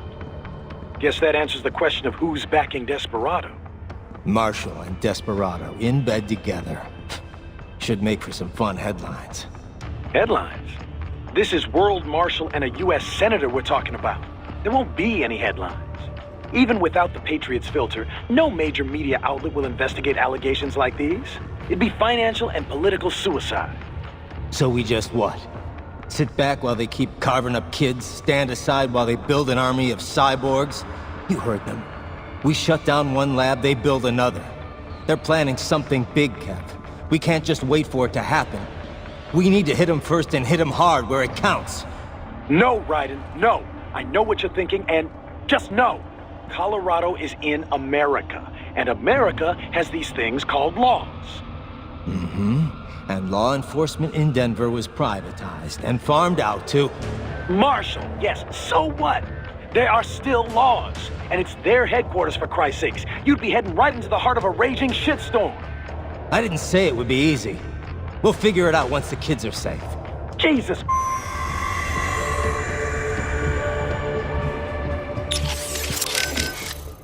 So World Marshal is backing Desperado, You don't exactly sound surprised. I did not catch it on the nose, but I did have a hunch it was this sort of thing. Well, you're the boss. What do you think? Can we take them on? What I think no longer matters here. As Kevin says, we have no legal grounds to stop them. And you? What would you have us do? Storm their headquarters? Kill them all? Will that make you feel better? No, I mean, look, you heard them. They're already in VR training. Raiden. The Patriots may be gone, but it hasn't changed shit in the U.S. A handful of elites still get away with whatever the hell they want. Raiden, calm down. Focus on rescuing the kids first. We will talk about this later. Yeah. Copy that. What do we know about Armstrong? Plenty. Texas born and raised, played quarterback at UT. He was slated for the pros, but wound up joining the Navy after graduating. Said he wanted to serve his country instead. After that, moved to Colorado. Served in the state senate before getting elected to federal office. But this can probably wait. Ah, yeah, you're right. World Marshal. I never would have guessed it. I mean, they're huge. They advertise on TV with Hollywood celebs and everything. Yeah, it builds their brand and influences how the mass media treats them. When a company's got nothing to sell and a huge ad campaign to sell it, that's usually a bad sign. But...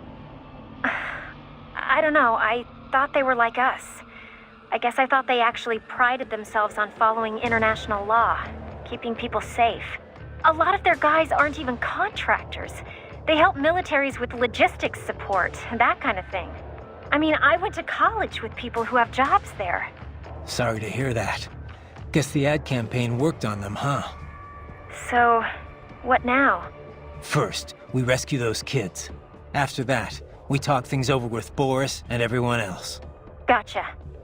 Okay, I'd better save your data, huh?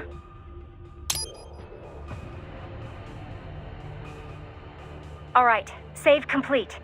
Please be careful, Raiden. That UG, made in the East?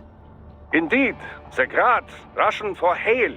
It is built by the ally Vishnyovyeki Machine Works Design Bureau in Dnipropetrovsk, Ukraine. That's not easy to remember. Is it an old Soviet firm? Indeed. Technically, the UG's name is pronounced Grad, the Ukrainian way. But most in the business pronounce it as Grad, Russian style. Crazy to think I'd find something like that in Mexico, of all places. Well, drug cartels have been using Russian and Eastern European weapons for quite a while now, you know. Of course, the Arms Trade Treaty should have made importing something that size rather challenging. Not for whoever's backing these guys, I guess. I must admit, I never expected to see my magneto-stricted actuators in action again. Magneto what? An actuator that takes advantage of the change in shape when certain materials are magnetized. It was one of my many research subjects back in East Germany. So you think that research made it to the Ukraine and got picked up by the Wisny, whatever? Indeed. This great technology made under the communist ideal being used for something like this. My days of adhering to that sort of dogma are long over, but still, it saddens me to see this. Don't let it bother you, Doc. You made me too, right? And now your latest creation is gonna take them down. Indeed. I look forward to the day. So, World Marshal was Desperado's benefactor all along, No wonder they were able to deploy cyborgs in such numbers against you. If they'd already started putting those kids through VR training, is it possible I'm actually fighting some of them here? From the sound of things, the VR program had only just gotten underway. The brain can only process so much stimuli at once. You can speed up VR training for a UG to some extent, but not for a cyborg. I sincerely doubt they could complete a full training program in such a short time. Yeah. Most of my training in Liberia was on the field. But it took a few months before I was in any way useful in combat. Indeed. I suppose you'd know more about how child soldiers fight than the rest of us here, Raiden. Yeah. I guess I'd be able to tell if they were children. Kids do fight differently from adults. Desperado's backer has been identified. What will you do now, Raiden? Will you attempt to destroy World Marshal? Kevin's right. It's not that simple. Both a direct attack and a legal approach present problems. Either course will likely lead to additional conflict. We can figure it out later. For now, we're getting those kids out. That remains your intent? I cannot fully agree with that course of action, but I will support your decision. I will continue to scout ahead.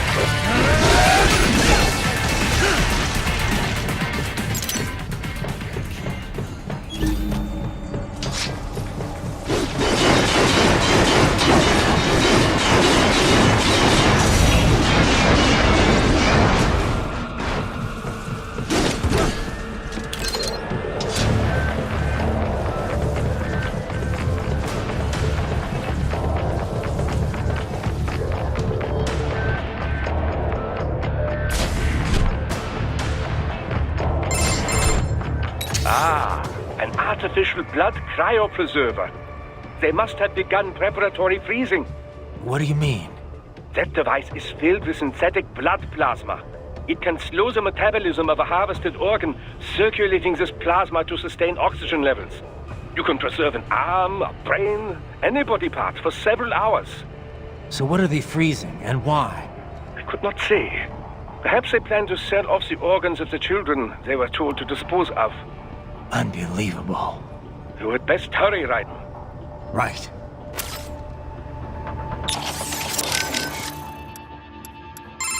Any luck finding George? No. I encountered the Maverick agents sent for him, but they had no additional information. You had best hurry, Raiden. Right.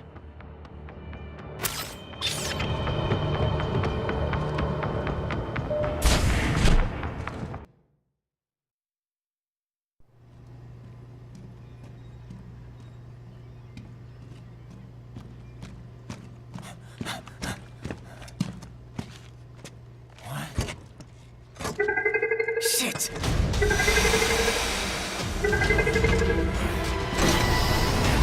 Hey, stop right there!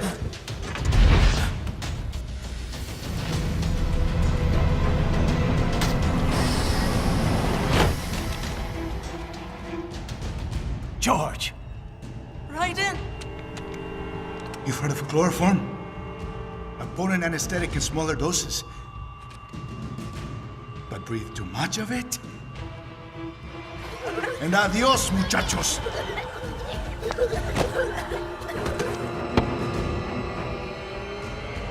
Break that glass, and I'll blow his brains out.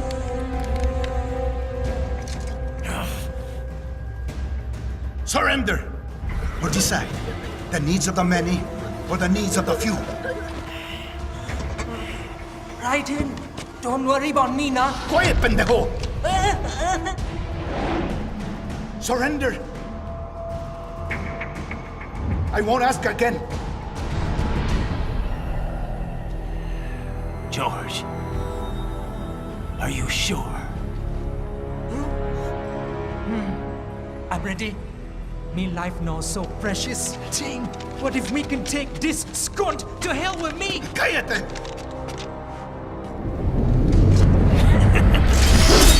That's all I needed to hear. Stop it! Now! I'll kill him, I swear!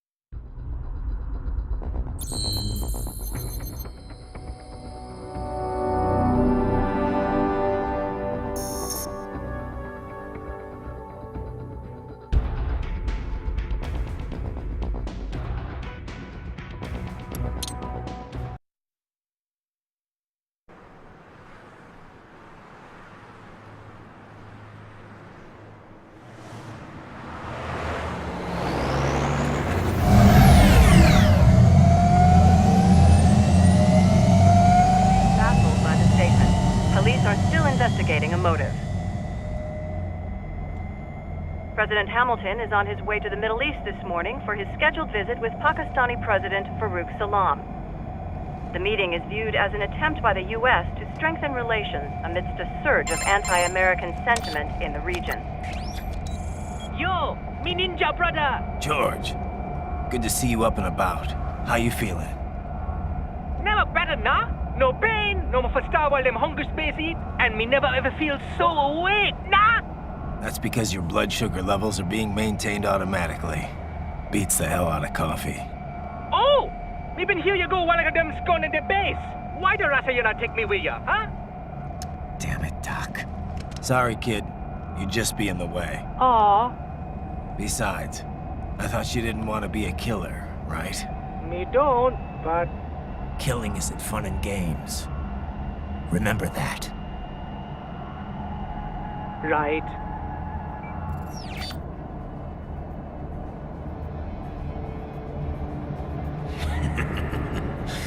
That's all I needed to hear. No! It yearns to bathe in the blood of your enemies, but you hold it back. Yeah, just remember that.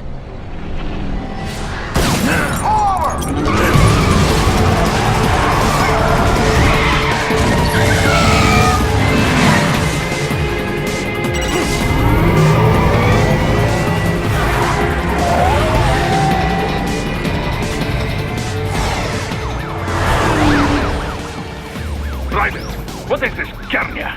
You cannot resign! Sorry, Boris, it's done. Can't have a Maverick employee involved in a corporate raiding now, can we? You could at least come talk to me. No. It was time to break away from the old team, Boris. Past time. You cannot take on Marshall all by yourself. I won't sit by while they butcher little kids and ship their parts around like meat. It's sick. It's not all so simple, Raiden. They import those brains legally, for medical purposes. It's all done. Being legal doesn't make it right. Raiden, Hold that thought.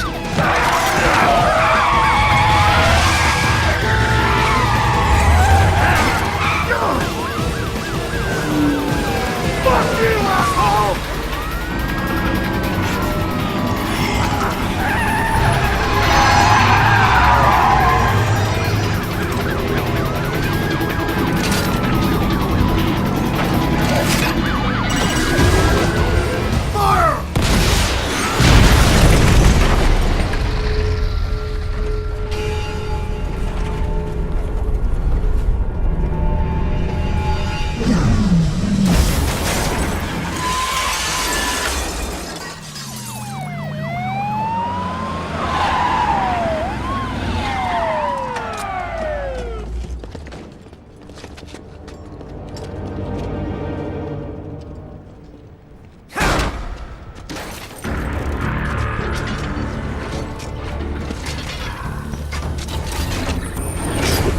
I will patrol ahead.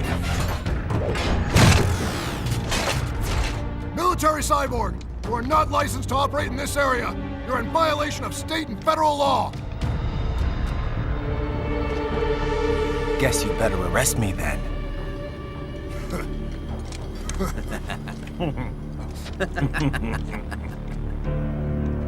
183-104.7, threatening a peace officer. Deadly force is authorized.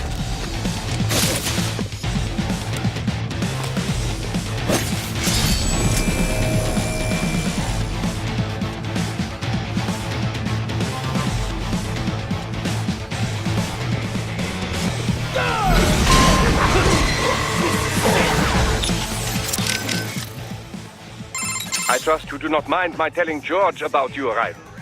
Could have done without that, Doc. He didn't need to know I was here. Well, there was no reason to conceal that from him. My intention was not to impugn you. He has a right to know.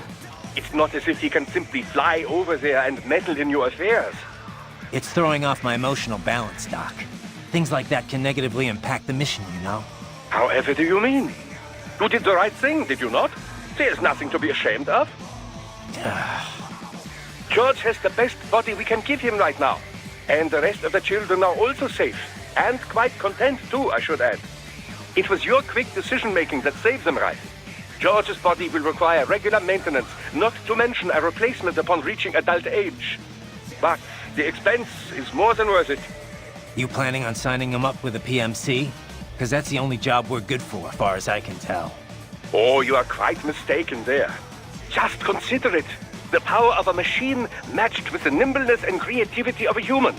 The construction and public works possibilities alone are endless.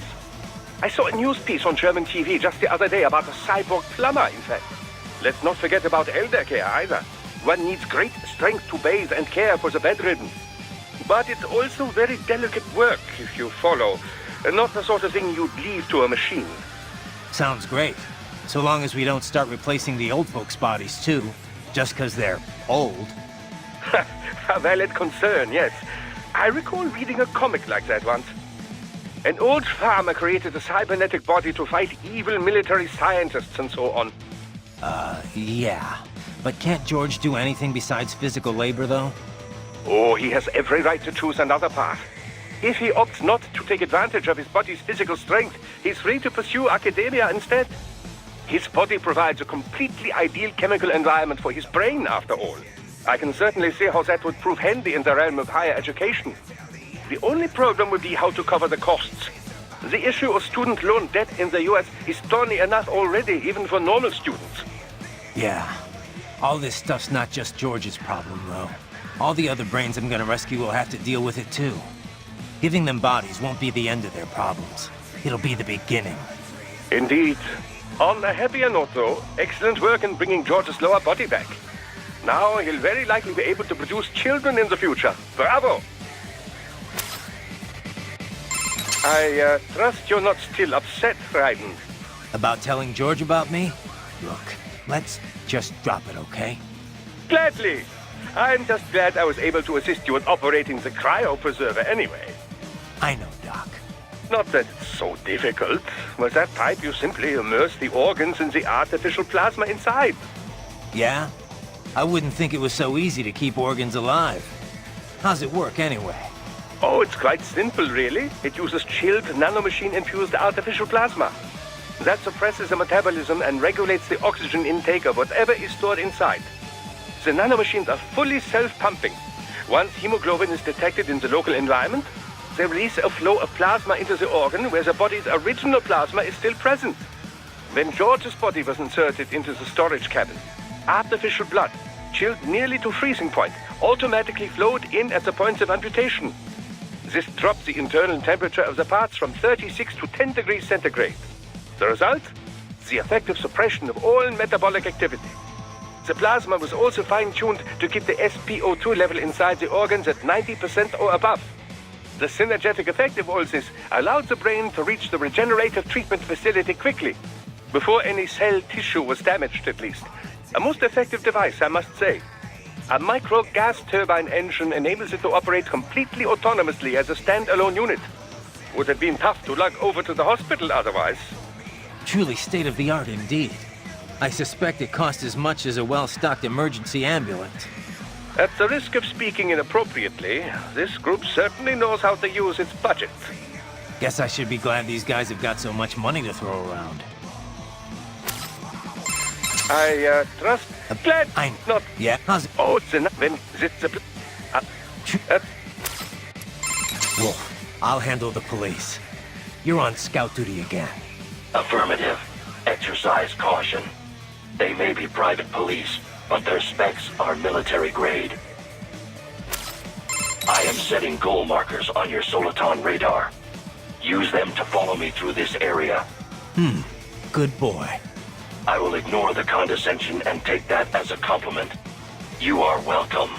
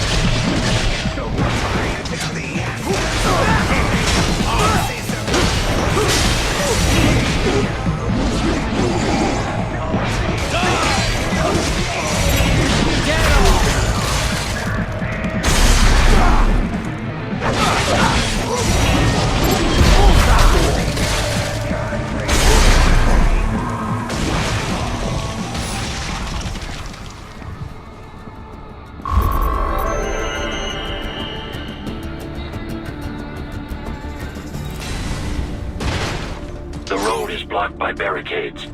We will proceed through the buildings. You will follow me.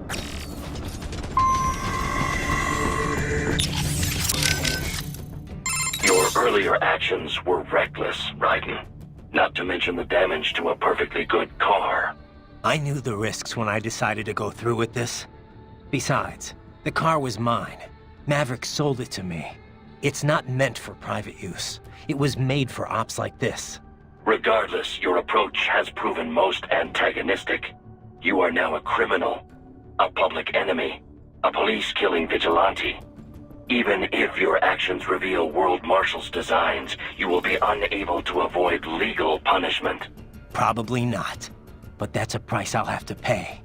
I gotta stop that VR program and get those kids back. I sealed my fate the second I attacked George. But George is not dead. In fact, he has obtained an even more versatile body than his previous one. I'm not talking about that. I'm talking about me. I was a child soldier in Liberia, like Miss Trawl said. I was a mentally deranged child. People feared me, called me Jack the Ripper. A result of the so-called Sears program. I thought I'd left it all in the past. But just like that, Jack came roaring back. This is why you are so driven to terminate the VR training. I understand. I will continue to cooperate. Copy that.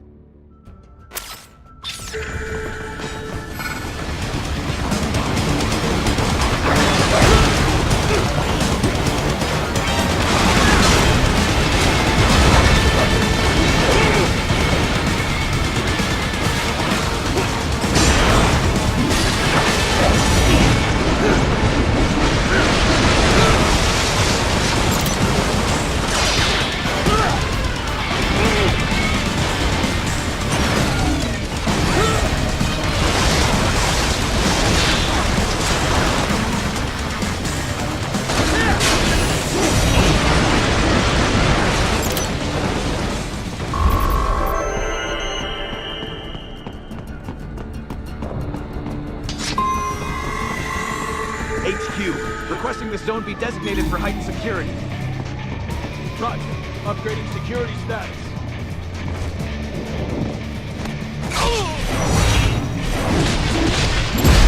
Get off!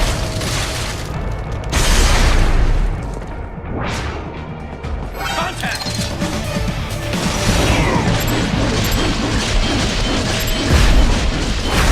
Bullseye! Your route through Denver has been plotted based on data culled from various security systems. I took the liberty of adding a guidance device to your chassis to ensure you do not stray too far. Handy, eh?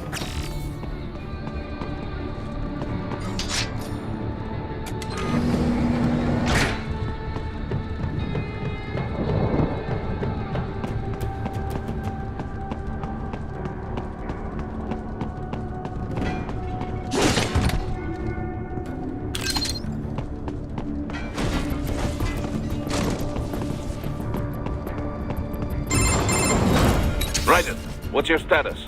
They trashed my car. I'll have to go the rest of the way on foot. Do you really have to do this? Look, I'm fed up with all of it. Companies like ours, yours, bend the laws when it suits business. Why not bend it when it can save innocent lives? Raiden. Boris, listen to me. That VR training, they'll be warped into killing machines. They'll be set on POWs, civilians. It'll be one atrocity after another. Like what you went through. We can't have any more Jack the Rippers. You saw what happened with George. I'm doing this, Boris. I have to. I can't save those kids from becoming cyborgs, but I can stop them from becoming murderers. Say you succeed. Say you get all the brains back. Then what? Just so happens I know un great cybernetic surgeon. Doctor, but he cannot... You won't change my mind, Boris. This is my fight now. And your wife and son? What of them? They're in New Zealand. Safe. Rose would understand why I have to do this. All right, damn you. You do realize Marshall has the contract for law enforcement throughout the city. They are the law in Denver. Yeah, we've met. Well then. Officially, Maverick Incorporated condemns you and your actions as unlawful. And a pain in the asshole. Now, increase your codec encryption. Do not worry about the lag. And unofficially? I'll do all I can over the codec to help. I do not like what those Mudaki are doing any more than you. Spasiba, Tovarich. Spasiba. Yes, Tovarich.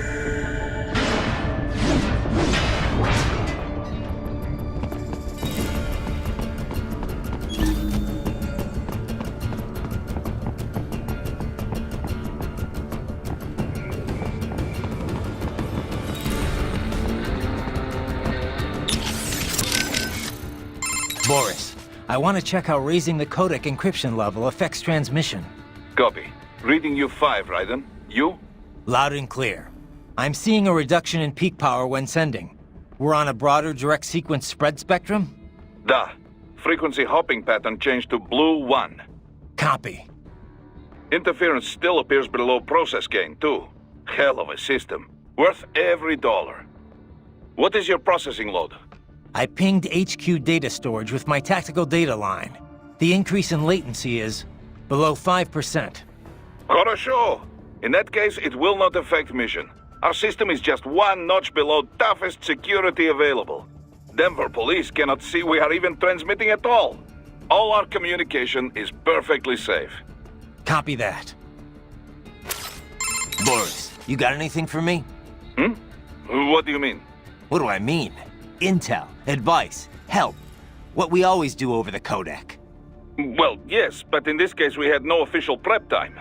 We have the map of Denver, but no briefing notes, no intel on enemy capabilities. I wish I could be of more help, but, well, I have nothing to work with. I'm sorry, Raiden. That's all right. I know you're doing whatever you can. But what about your robot dog friend? He's taking on scouting duty for you, yes? Why not try contacting him? Jesus, Raiden, this is a little over the top. I mean, I've seen you pull some shit before, but this, You should know me better than that by now, Kev. I thought I did. Look, I know there's no legal way to stop World Marshal, but there has got to be an alternative to going on a rampage smack dab in the center of Denver. No alternatives, Kev. I'm getting those kids out. Raiden, that VR training, it's like what you did in Liberia? Judging by what Sundowner said in Mexico? Yeah. That scientist called it the Sears program. After ex-President George Sears, aka Solidus Snake. Yep. Ironic that kid shares his name. Solidus trained child soldiers in Liberia while working as a CIA paramilitary. It's not a happy memory. All the drugs, the non-stop violence, it destroyed my sense of judgment completely. I was made to kill soldiers, POWs, civilians. Raiden. The next thing I know, Jack's back. I thought it was all in the past, but there I am, attacking a child. You didn't have any other choice. Other kids would have died. That's not the problem. I lost my cool back there. All I could do was think how much I wanted that guy dead. A lot of us would have done the same. Even if it meant killing George? He's not dead, though. Actually, he really digs his new body. Either way, I'm shutting this program down.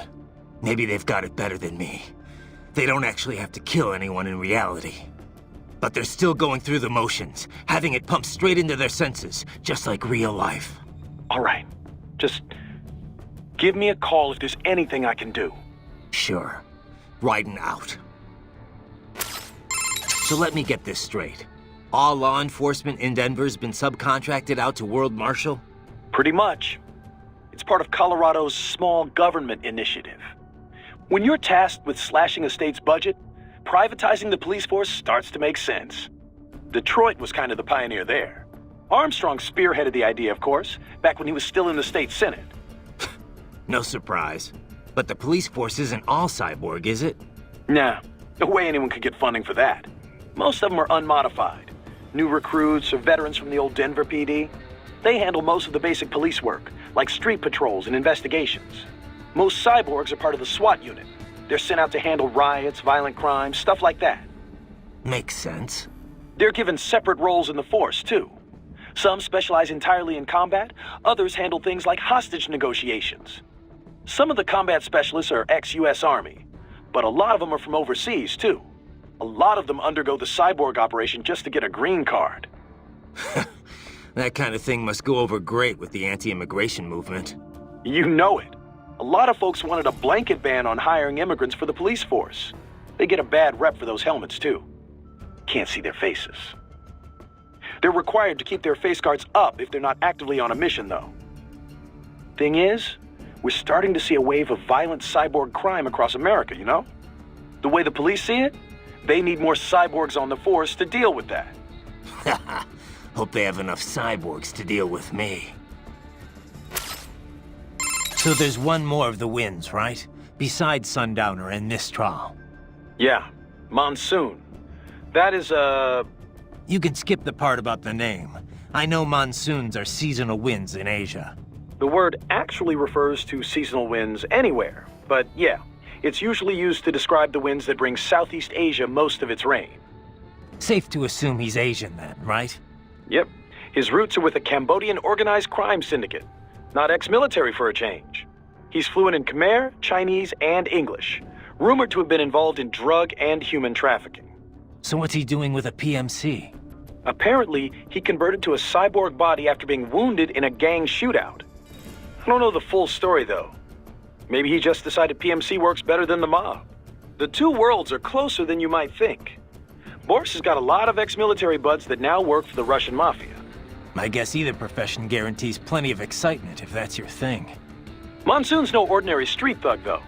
That much is clear from his record.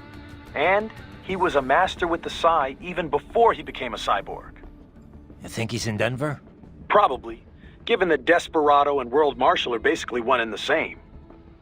Careful down there. You okay, buddy? Looks like Wolf's posted some guidance data to your Soliton radar. Try following those markers. I heard what happened, Raiden. I don't know if I can offer much help, but at least I'm still here to save your data, okay? Thanks. If things get bad, go ahead and delete it. If worse comes to worse, I'll do it. But we're on an encrypted line, so we should be okay. Did you want to save?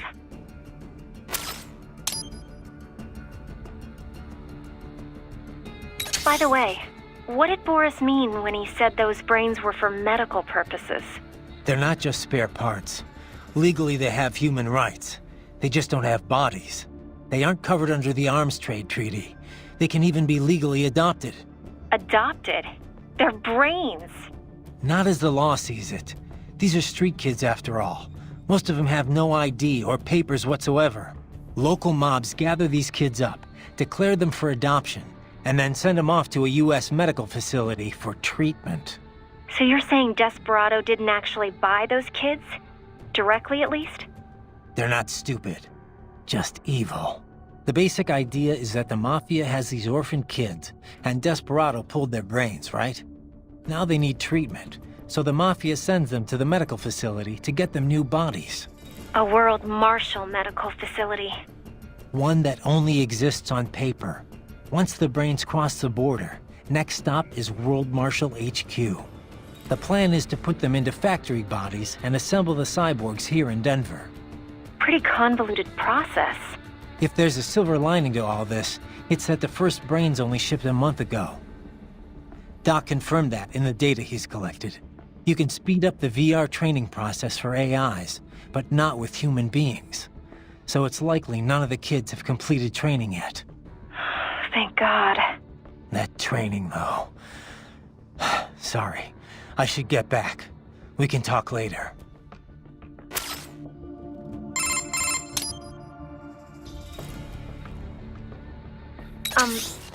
Raiden?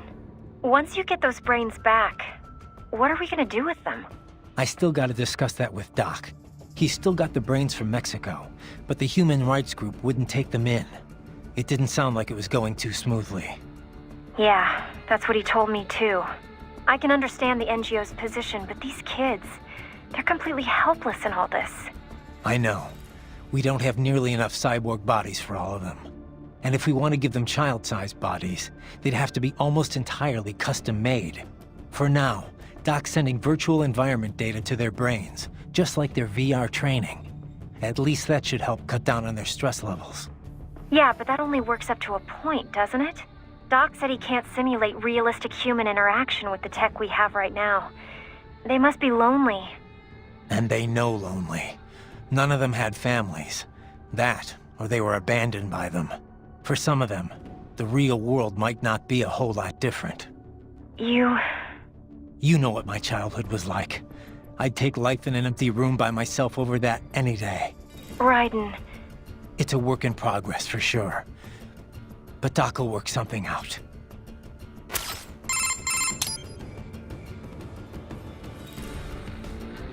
So, there's really no legal recourse to stop World Marshal here? We couldn't leak that video of Armstrong or something? Boris, Kevin, and I talked this over already. Not gonna work. The media would never show it. I guess not. That's why PMC started advertising so heavily all of a sudden, isn't it? So they could influence the media. Yeah. PMCs don't have anything to sell to regular people, but that's not what those ads were for. It's a part of the aftermath of the Patriots' plan for manipulating the public. Restricting press access, allowing cross-ownership between media conglomerates.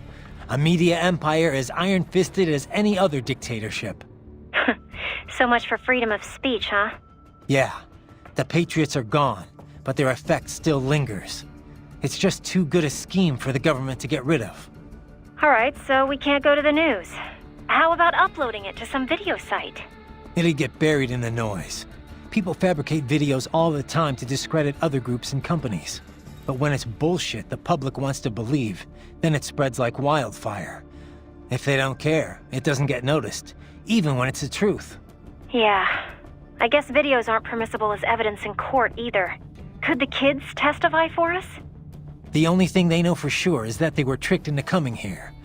I doubt many have even heard the name World Marshal before.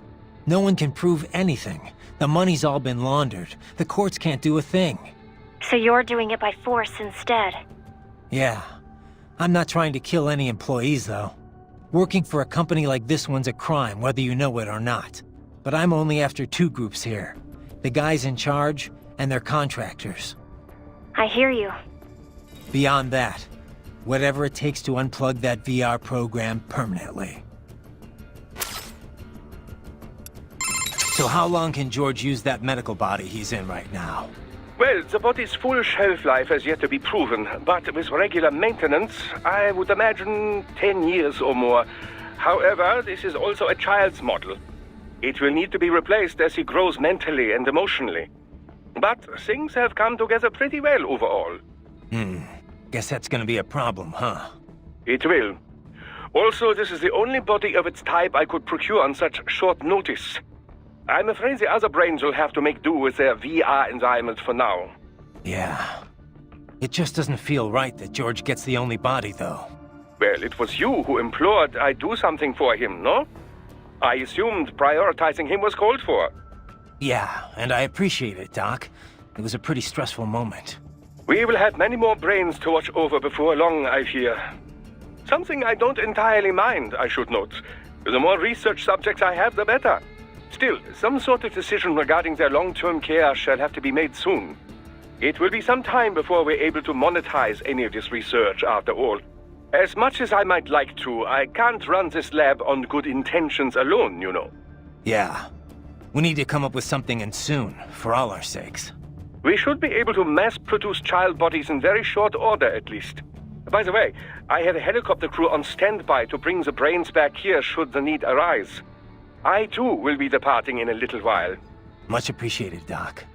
Consider it an angel investment. Who knows what sort of new business I may be soon pioneering here.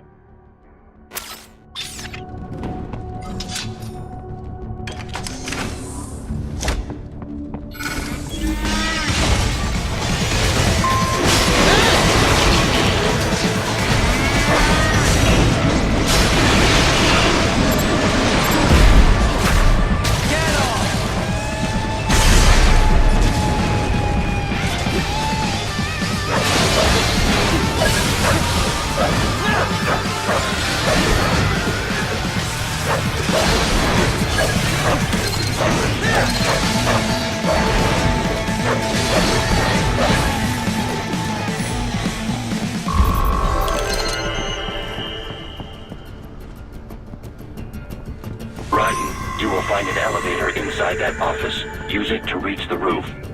Traveling atop buildings will minimize enemy encounters.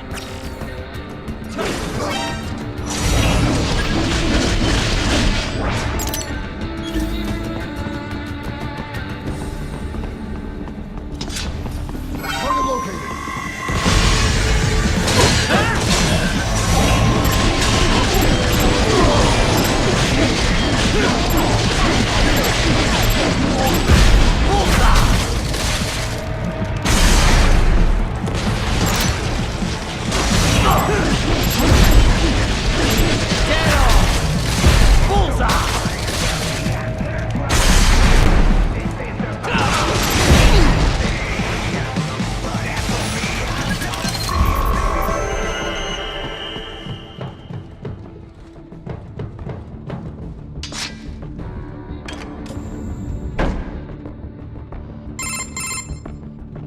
Doc, what's your status? I am reviewing the pre-flight checklist now. I have hired contractors to handle shipping the brain units. We should be airborne in just a few minutes.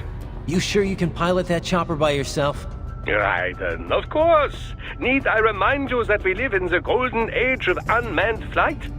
Even manned helicopters possess a robust semi-automatic mode. It is simple, really. So simple that I can continue to monitor your status and world marshal security from the pilot seat. I must say, for the world's largest PMC, their security procedures are quite poor. Quite poor. Sadly, I did not have the necessary permissions to override their plans. Nevertheless, the data I did find should prove most useful. So please, do feel free to contact me whenever you like. Appreciate it, Doc. Well, it's not every day one has the chance to collect so many brains. Think of the data, the research. Oh, and of course, your personal safety was a concern as well.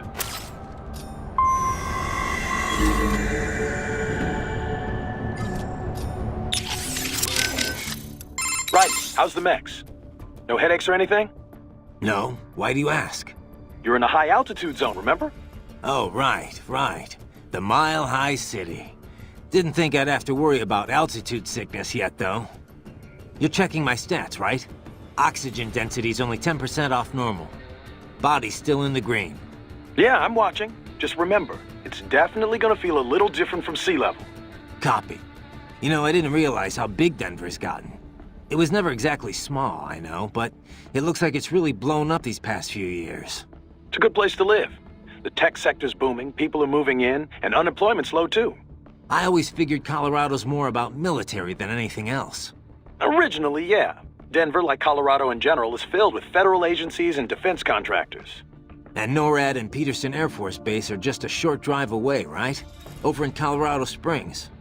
And then there's all the nuclear facilities too. Right. I remember hearing about the Rocky Flats plant. Yeah, they manufactured the plutonium triggers that detonate nuclear bombs. It was shut down late last century for illegal pollution offenses. Of course, there's still a ton of military manufacturing activity going on in Colorado. PMCs too, right? Yep. PMCs like World Marshal. They've been on a buying frenzy, gobbling up a whole bunch of smaller outfits. That growth is what's enabled them to expand into the public sector. Their work in private policing has really boosted their profile. I'm not necessarily against small government, but when you mix the public authority with private firms... It never works out, yeah. This is probably obvious, but this police force is basically a full-on army. Don't go easy on them. Don't intend to. Quick question, Doc. Yes, Raiden. Doc, those kids, how are they feeling? Oh, after the chloroform, you mean? No need to be concerned. Thanks to your quick actions, the effects have already dissipated. Good to hear. Why the hell were they using chloroform? I thought they stopped using it as an anesthetic ages ago. Correct. Sevoflurane or isoflurane are the preferred inhalation anesthetics today. However, chloroform is still quite useful as an organic solvent. In certain doses, mind you. Otherwise, as that cretin mentioned, it can be a bit dangerous. It certainly turned out dangerous for him. Yes. In any case, its properties make it useful for an assortment of applications. The chemical synthesis of medication, for example, or creating the coolant used in modern cryopreservers. Fascinating. Indeed. Well, Raiden, wonderful work. Had you waited any longer before breaking the glass, things might not have turned out as well as they did.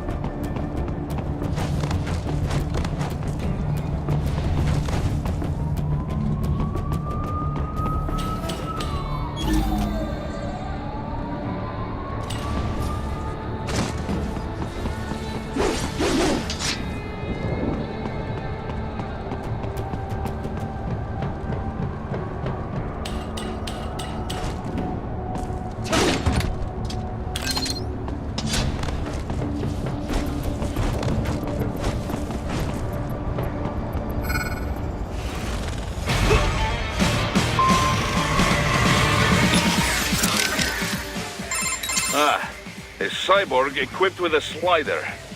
Hard to target, yes, but they must also be limited by aerodynamic force. Use rockets or guided missiles, or just jump up and cut them down. Either will work fine. A cyborg equipped with a slider. Hard to use...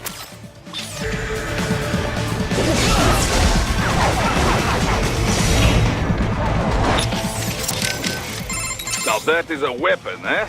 The great warhammers of medieval Europe were invented for breaking down heavy suits of armor. They were used by Russian cavalrymen for a long time too. I would bet this hammer is intended for cyborg armor, yes? Probably. It's too big to swing without advance warning, though. Ought to be easy to parry. Duh. Let us hope you are right. So, we are starting to see cyborgs equipped with heavy weapons, yeah? Assuming that armor is not just for show, I very much doubt you can dismember them with a single swipe. You will need to damage them first, Raiden. Wear down their defenses.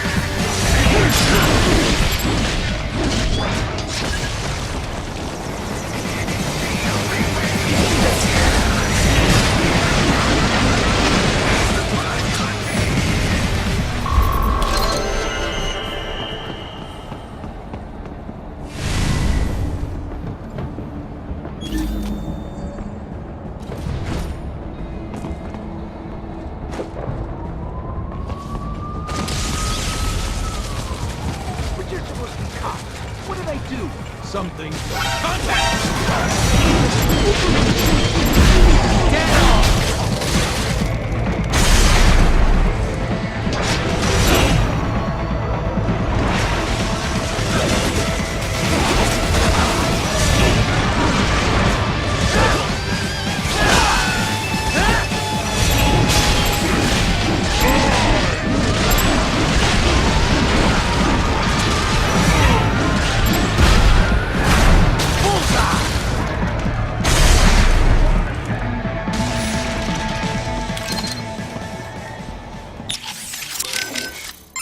So you could not stop them.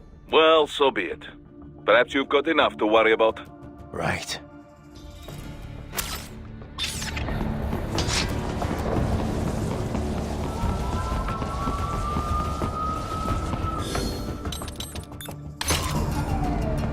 You cannot proceed any further via the rooftops.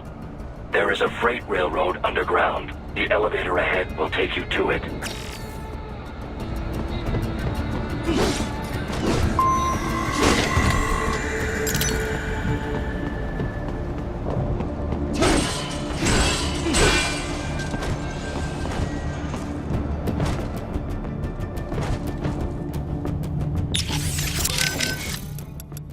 Wolf, the elevator's offline.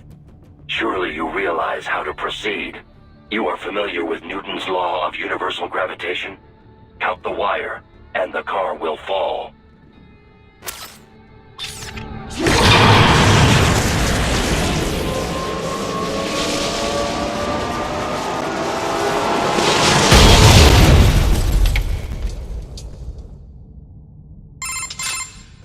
This must be the railroad. It would appear so, likely part of Denver's old system.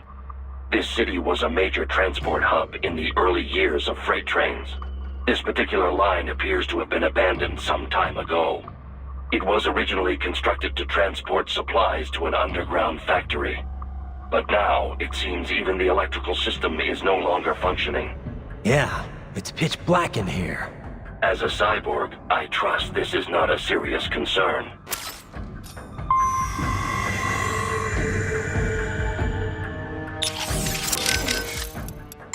How's it going with the brain units, Doc? Any problems? Oh, they could not be better.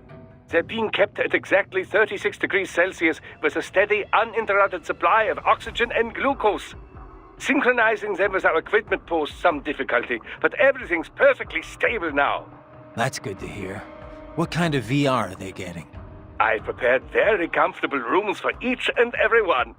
It's not quite Schloss Neuschwanstein, but each one enjoys the equivalent of a 4-star hotel suite. Every room includes an attached pool and an extensive library of on-demand video programming. 3 meals are delivered daily, and while we're only able to do so much vis-a-vis taste sensation, it should satisfy the psychological need for food, at least. Doesn't sound too bad. I wouldn't mind a little VR training like that for a change. Oh, be my guest. I'd like to experience it for myself, you know, but for now it is available to cyborgs only. Exciting work is being done in the realm of invasive brain-machine interfaces, but there simply isn't much demand for it at the moment. I guess not too many folks are willing to stick electrodes in their brains just for a taste of VR. Perhaps, but the sense of reality is considerably improved over nanomachine-based non-invasive methods. If prices were kept low enough, I imagine the video game industry at least would clamor for it. Who coded the virtual hotel? An assistant. He used to write VR programs for UGs, but now specializes in cyborg software. A bit of a niche right now, yes, but when brain-machine interfaces take off, it will be a big business. The children's accommodation is a reworked version of the original beta software he built. The room's 3D models are all made using free libraries. It couldn't have been easier. I wish everyone loved their work as much as you do, Doc. They don't go stir-crazy, though? Cooped up in their rooms? There's little I can do about that. Creating an open world would take orders of magnitude more resources. What about communication? Another weak spot, yes. The NPCs available to us are all for military training purposes. It will be some time until we see VR characters capable of convincingly human interaction. Sadly, we're also not yet able to connect multiple brains to a single VR space. My assistants are operating virtual agents to give them a bare minimum of mental care. But our team is limited in size, and none of us are medical professionals, you know. They can't stay in there forever. So now what? I can't see a thing. You are a cyborg, are you not? You possess low light and infrared viewing ability. Right. Time for enhanced AR.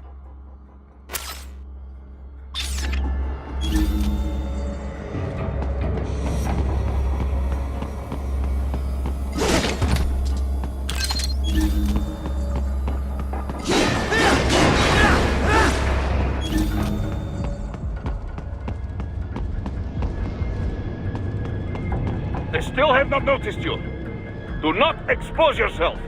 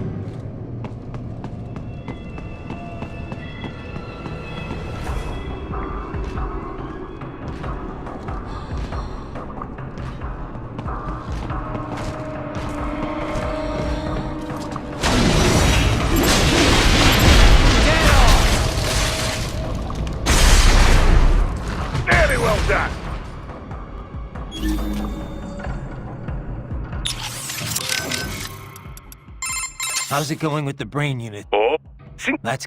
it's R-03. Oh, I'd like X. I get... What about... Not... Like...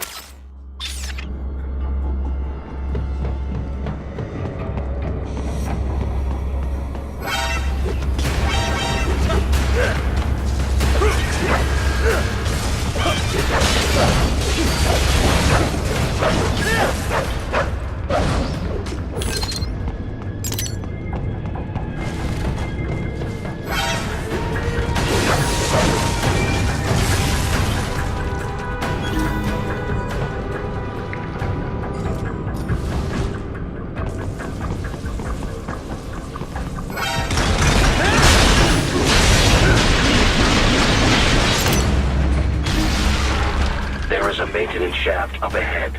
Use it to return to the surface.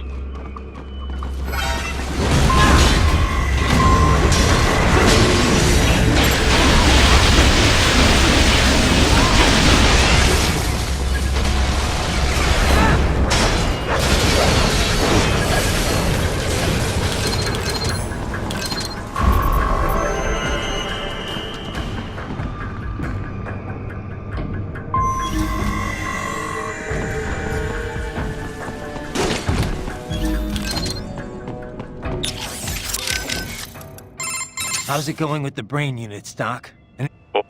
That's... It's R-03. Doesn't... I'd like X. I guess... If... They don't go... There's... What about... Another... They can't...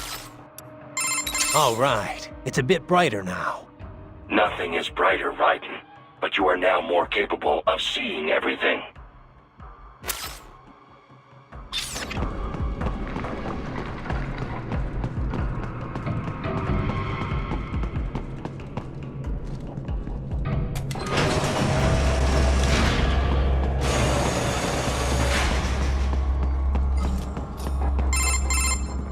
Raiden, it would appear your only way forward is to return to the surface.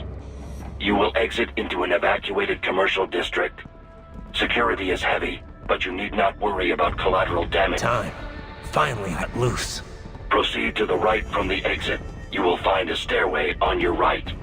Those stairs lead to a shortcut to World Marshal Headquarters. Do not be distracted by the advertisements. You are not here as a tourist. Sure. I'll just buy a quick souvenir or two for Rose and that'll be it. Raiden, we must hurry. Remind me to teach you about sarcasm sometime. I understand your attempts at humor. I simply do not find them entertaining.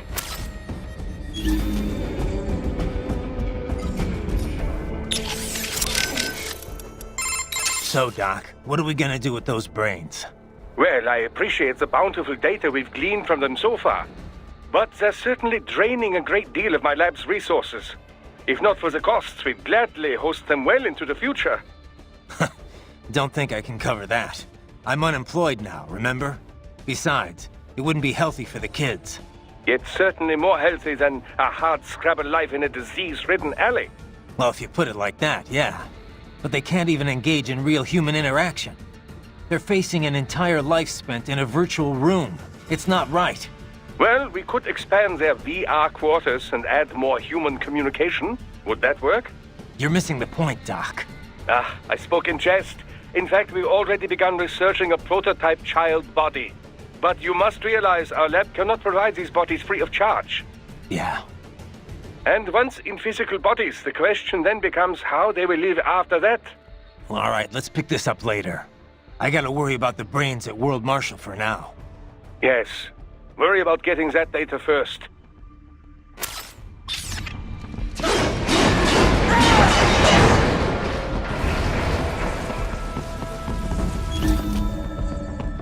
Right. You have almost reached World Marshal Headquarters.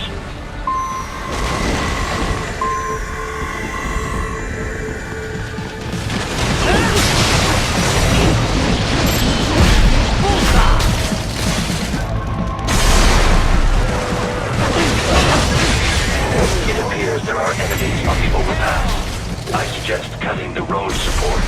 That should bring it down.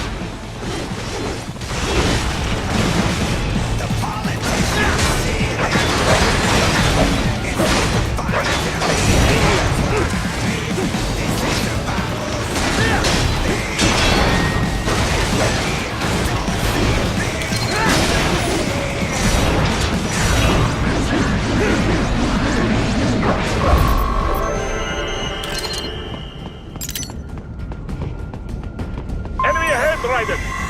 Avoid fighting if you can.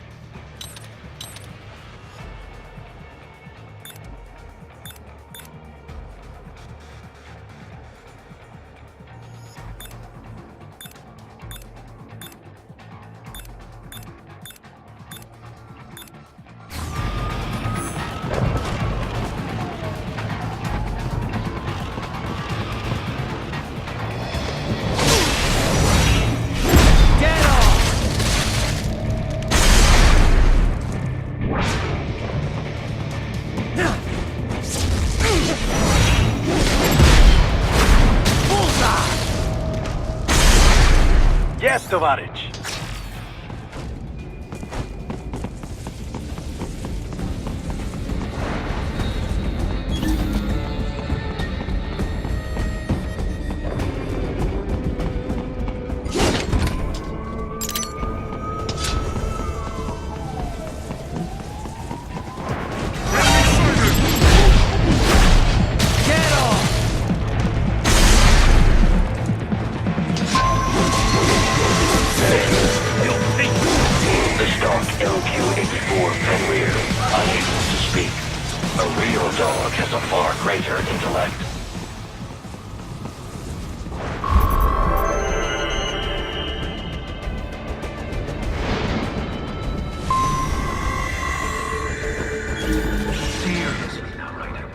Isn't this all a bit much?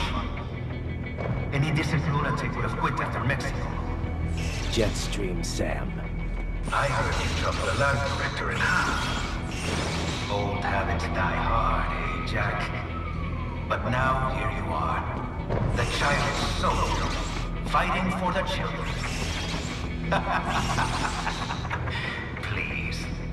What do you really expect to accomplish here? Play savior to a bunch of brains? And what? Earn a medal? Think about it, Jack. No matter how many Mexican kids we cut, or Africans we bury, the first world looks away. No one gives... But you're a man on a mission, aren't you? Gonna fix everything. Just you and your little sword there. Solve everything with violence. Is that it?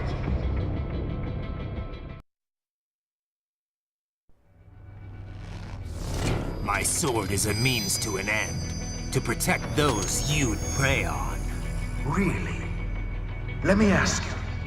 All those cyborgs you've killed up to now, maybe they weren't kids, but they were people. You ever think about them? When you're chopping them into hamburger? They're adults. They made their choice. Sure they're adults. Sure they signed up for this. Right on the dotted line of their BMC contract. Usually they're no strangers to war. In fact, many times they already lost a limb or two. Many times they were out of work and starving on the street. So yes, they sign up for surgery to fight God knows where. How else would you provide for your family when your country's embroiled in civil war? Pain receptors shut down, pumped full of fear-inhibiting nanomachines and sent right into the blender? Your blender? But they made their choice, right? Open your eye and see, Raiden. I've seen plenty. Then listen. Those battlefield emotions that the nanos suppress. Listen to them. What are you talking about? Shh.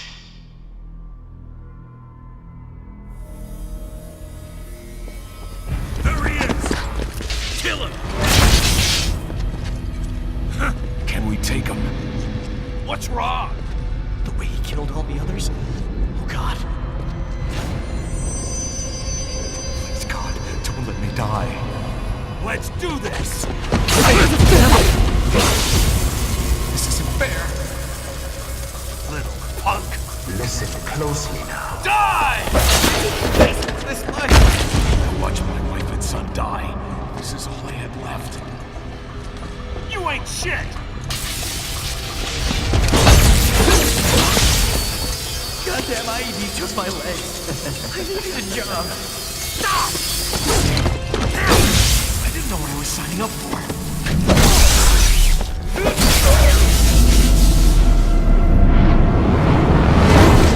Is something the matter, Raiden?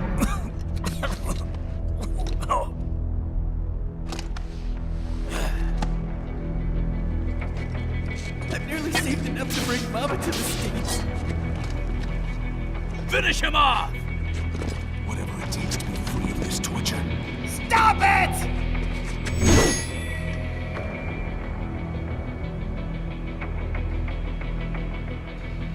What am I even fighting?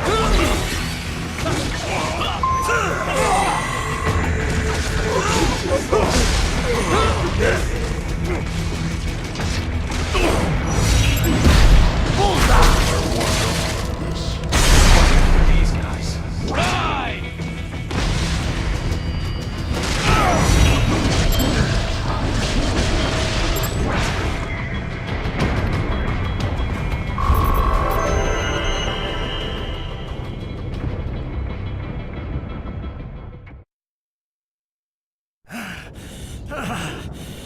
Raiden, are you injured?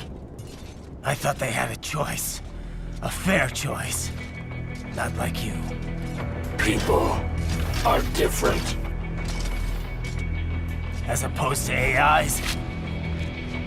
You're all the same, huh? You and your brothers. Manipulating mankind for our own good. It appears my statement has upset you. I apologize. No, it's... I know you're right. As for AIs, we adapt as we learn. Just as any intellect operates, man or machine. Altering the course of mankind is not among my defined directives. I guess that's a relief. Samuel's behavior does not match established parameters. You know him? Affirmative. We served together on 3 previous missions. He proved most capable. You think highly of him? I have always found him dependable. Until now. Scouting data for the next area. I'll patrol ahead. You follow.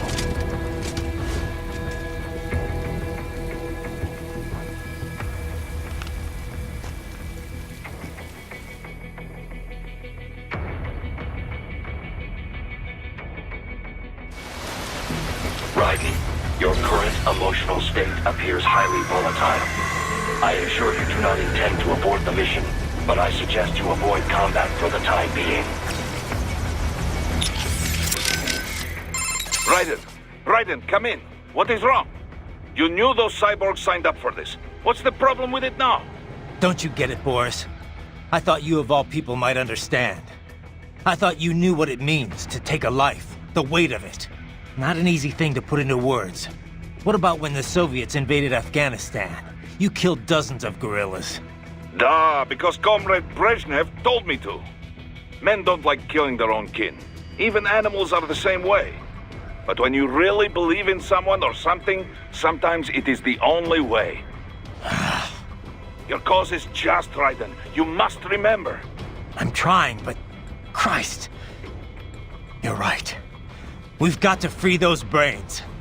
Yes. Stay strong, Raiden.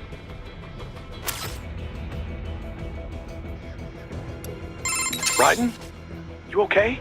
Yeah. They knew what they signed up for. Maybe life backed them into a corner, but they knew the risks. Exactly. A contractor's always balancing those risks against the money he's making. Those cops are no different.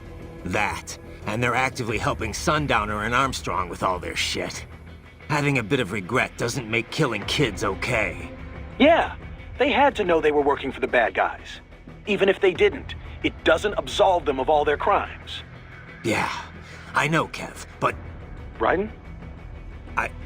I don't have time to think about this right now. I need to get back to the mission. Roger that. Raiden, are you okay? Sam sure plays dirty. No, he's right. The cyborgs who signed on with Desperado and World Marshal, most of them had no other choice. No one put a gun to their heads, but they were screwed to begin with. Their contracts worked completely against them. Still... I knew all that, but hearing those voices, it hit me hard. I guess I was just kidding myself the whole time. Still, there's nothing you could have done for them.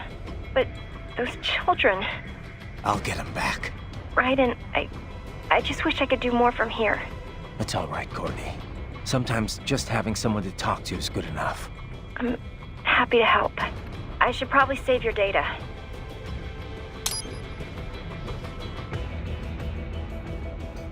All right, save complete. I'll talk to you later. Yeah, Raiden out. Raiden, you okay?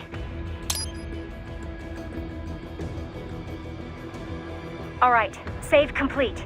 Please be careful, Raiden. Doc, what did Sam do to them? Well, many cyborg soldiers' emotions are regulated by nanomachine-controlled drug doses and electric stimuli. It sustains the subject's confidence while suppressing fear, anxiety, any emotions detrimental to mission performance, really. I suspect that Desperado also uses it to boost the aggressiveness of their employees. Once, SOP nanomachines were used to control all PMC contractors, not just cyborgs in this way.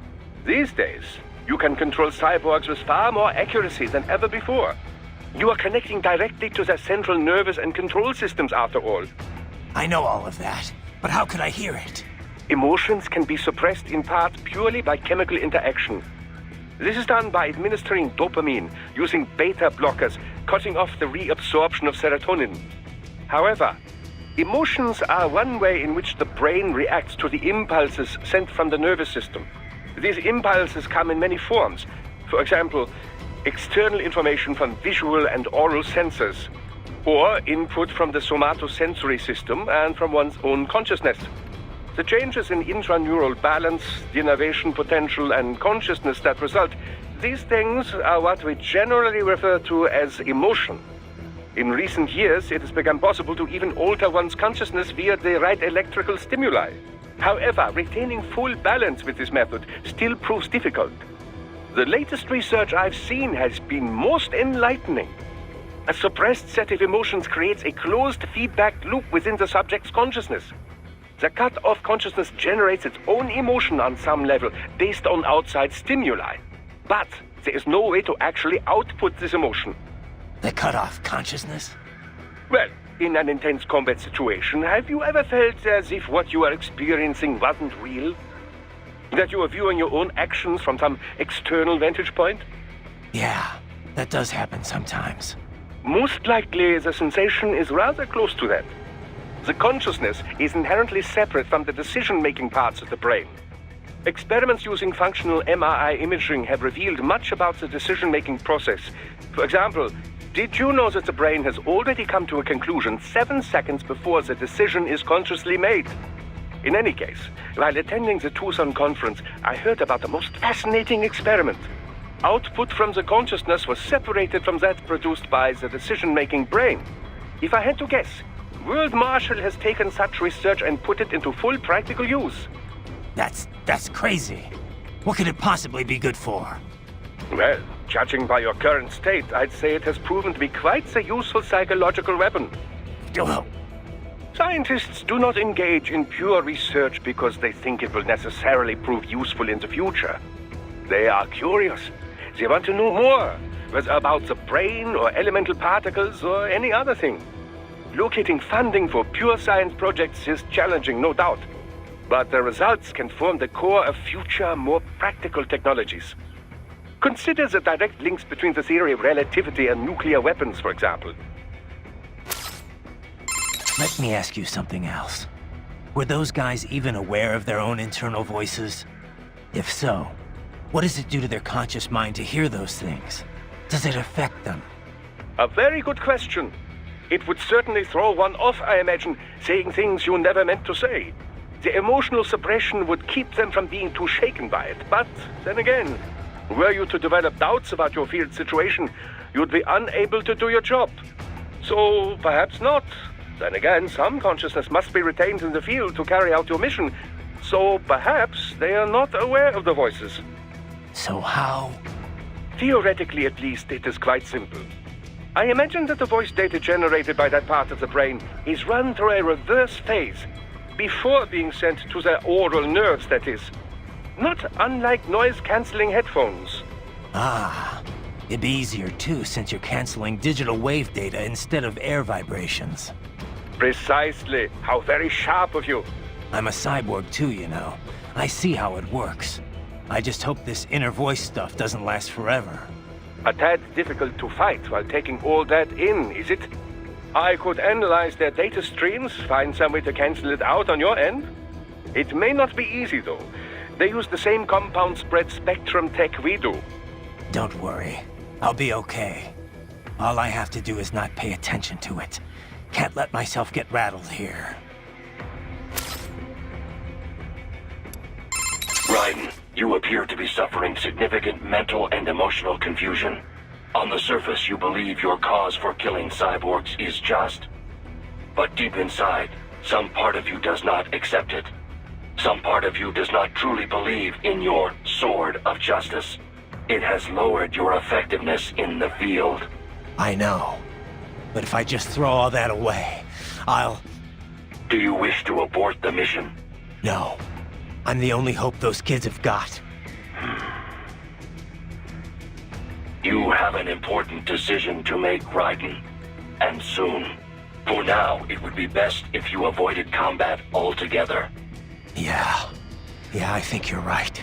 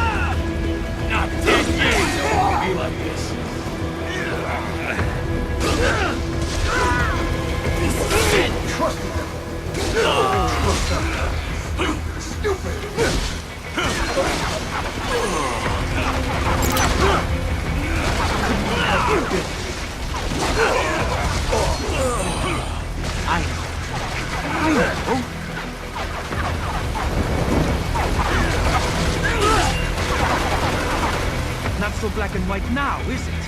Is your cause just? Or is that just what you tell yourself? Fuck you!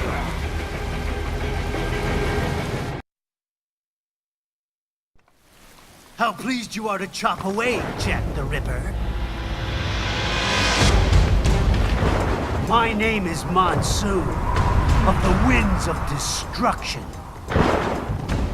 Yeah. I guessed as much.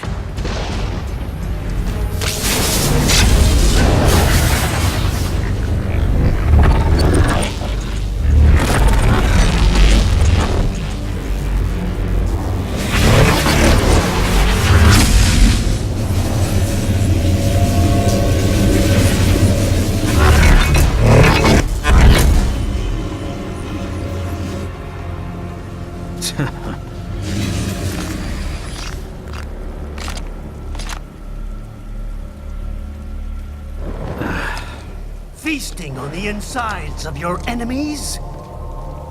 How easily you ignore the loss of life when it suits your convenience. So tell me, who saves the weak from the man who saves the weak? You're the ones exploiting them. You take advantage of their weakness. Of course they get hurt when you set them up as your human shield. Kill or be killed, Jack. Phnom Penh taught me that.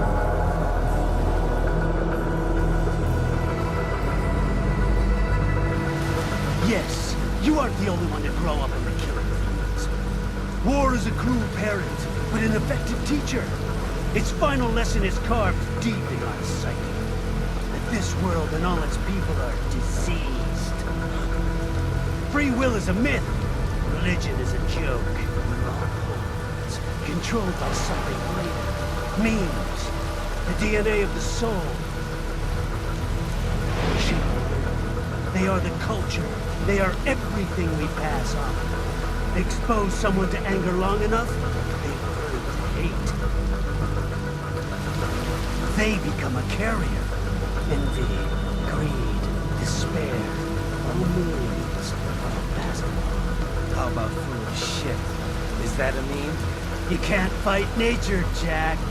Wind blows, rain falls, and the strong prey upon the weak. Sam tells me you see your weapon as a tool. Something that saves lives, a means of justice. Now there's a pretty meme. Exquisite. It spared you the burden of all the lives you've taken. Absolved you of guilt when you enjoyed it. That is until the illusion was broken. Don't be ashamed. It's only nature running its course. You have no choices to make, nothing to answer for. You can die with a clear conscience. You're right. About me, I mean. I knew something was off. After the Patriots, I thought I could walk off the battlefield and into a normal life. But here I am, surrounded by death, arguing philosophy with terrorists. I told myself this was about justice, about protecting the weak, but I was wrong. Then you admit it. I learned young that killing your enemies felt good. Really good. In America, my friends, my family, they helped me forget the devil inside. But who am I kidding? I was born to kill! The bit about my sword, that means of justice stuff, I guess I needed something to keep the Ripper in check when I was knee-deep in bodies. You? But you, all this, is a wake-up call to what I really believe. What I really am. What are you saying? I'm saying Jack is back.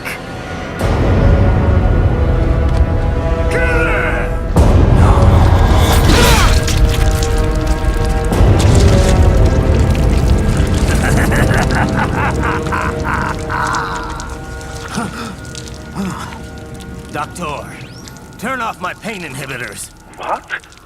This is madness. You do it! All right.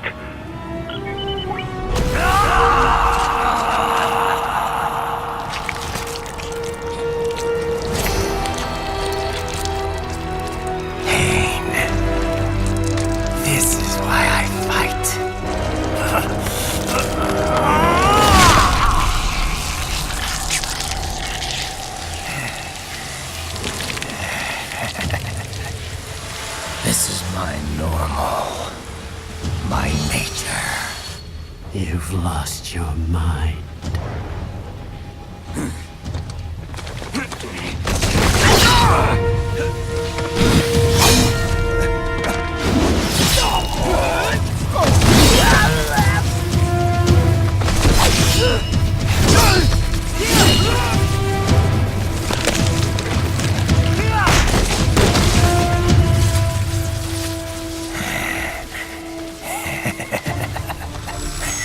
Who's next?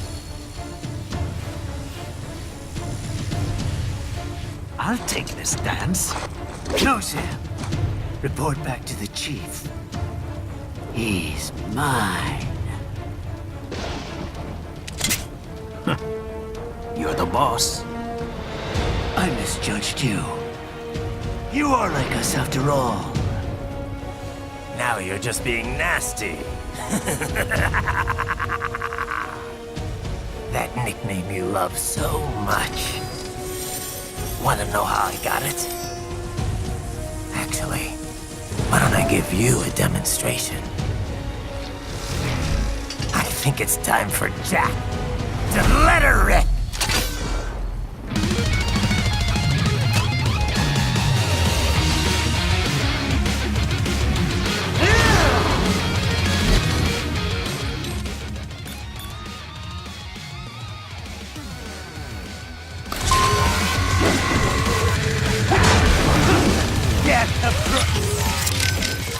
Enough, Raiden. It's time to focus on defeating the enemy. Raiden? You okay? Never better, Kev. This guy was a wake-up call is all. But you... We'll talk later. Right now, it's time for Monsoon and Jack the Ripper to get acquainted. Raiden? Are you alright? Not now, Courtney. You're about to see the Ripper in action. Okay. But you called me. On the codec? Did you want to save, or...?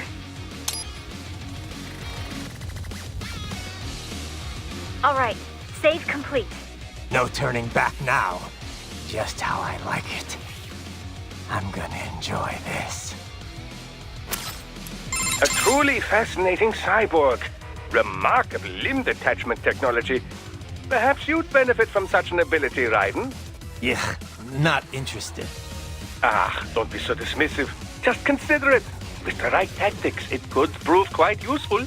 Sure, but, you know, I just don't think I could ever get used to it. No? Indeed, I suppose detaching parts of your body would be quite a shock to the somatosensory system. Yeah, that too. Fascinating.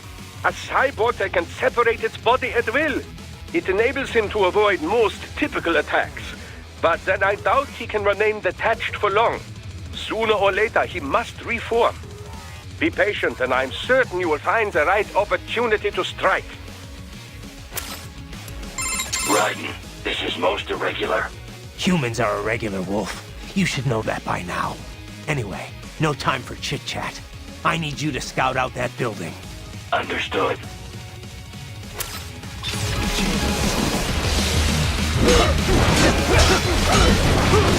Back to the earth with you. I hope you choke!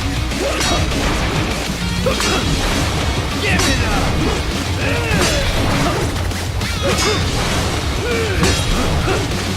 Bad for that!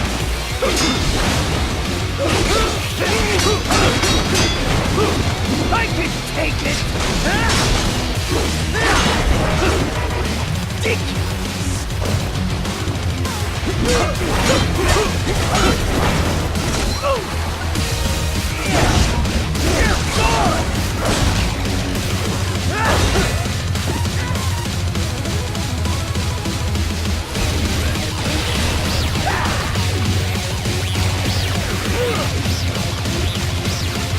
This one's on me!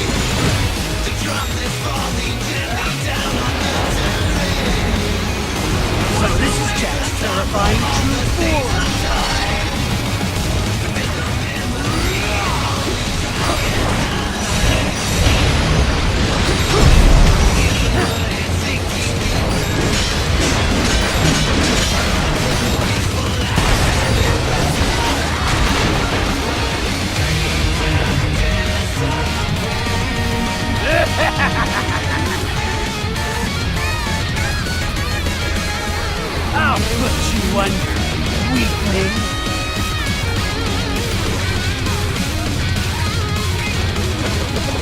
Now what will you do? Jack, Ripper!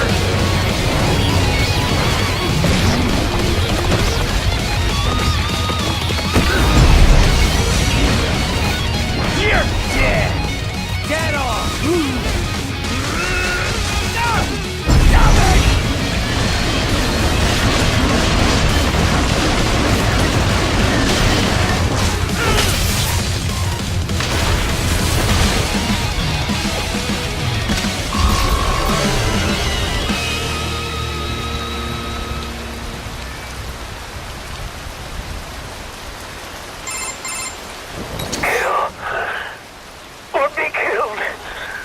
Don't be ashamed.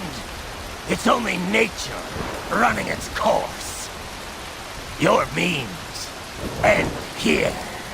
No, I passed one to you. Sure as the sun will rise, the slaughter will continue. Now, I return to the earth. Wind blows, rain falls. The strong prey on the weak. All is as it should be.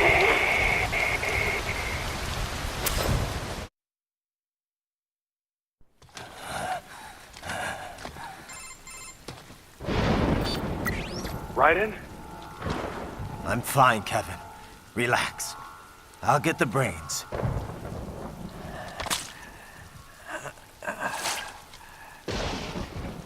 I don't want this for anyone else. All right, man.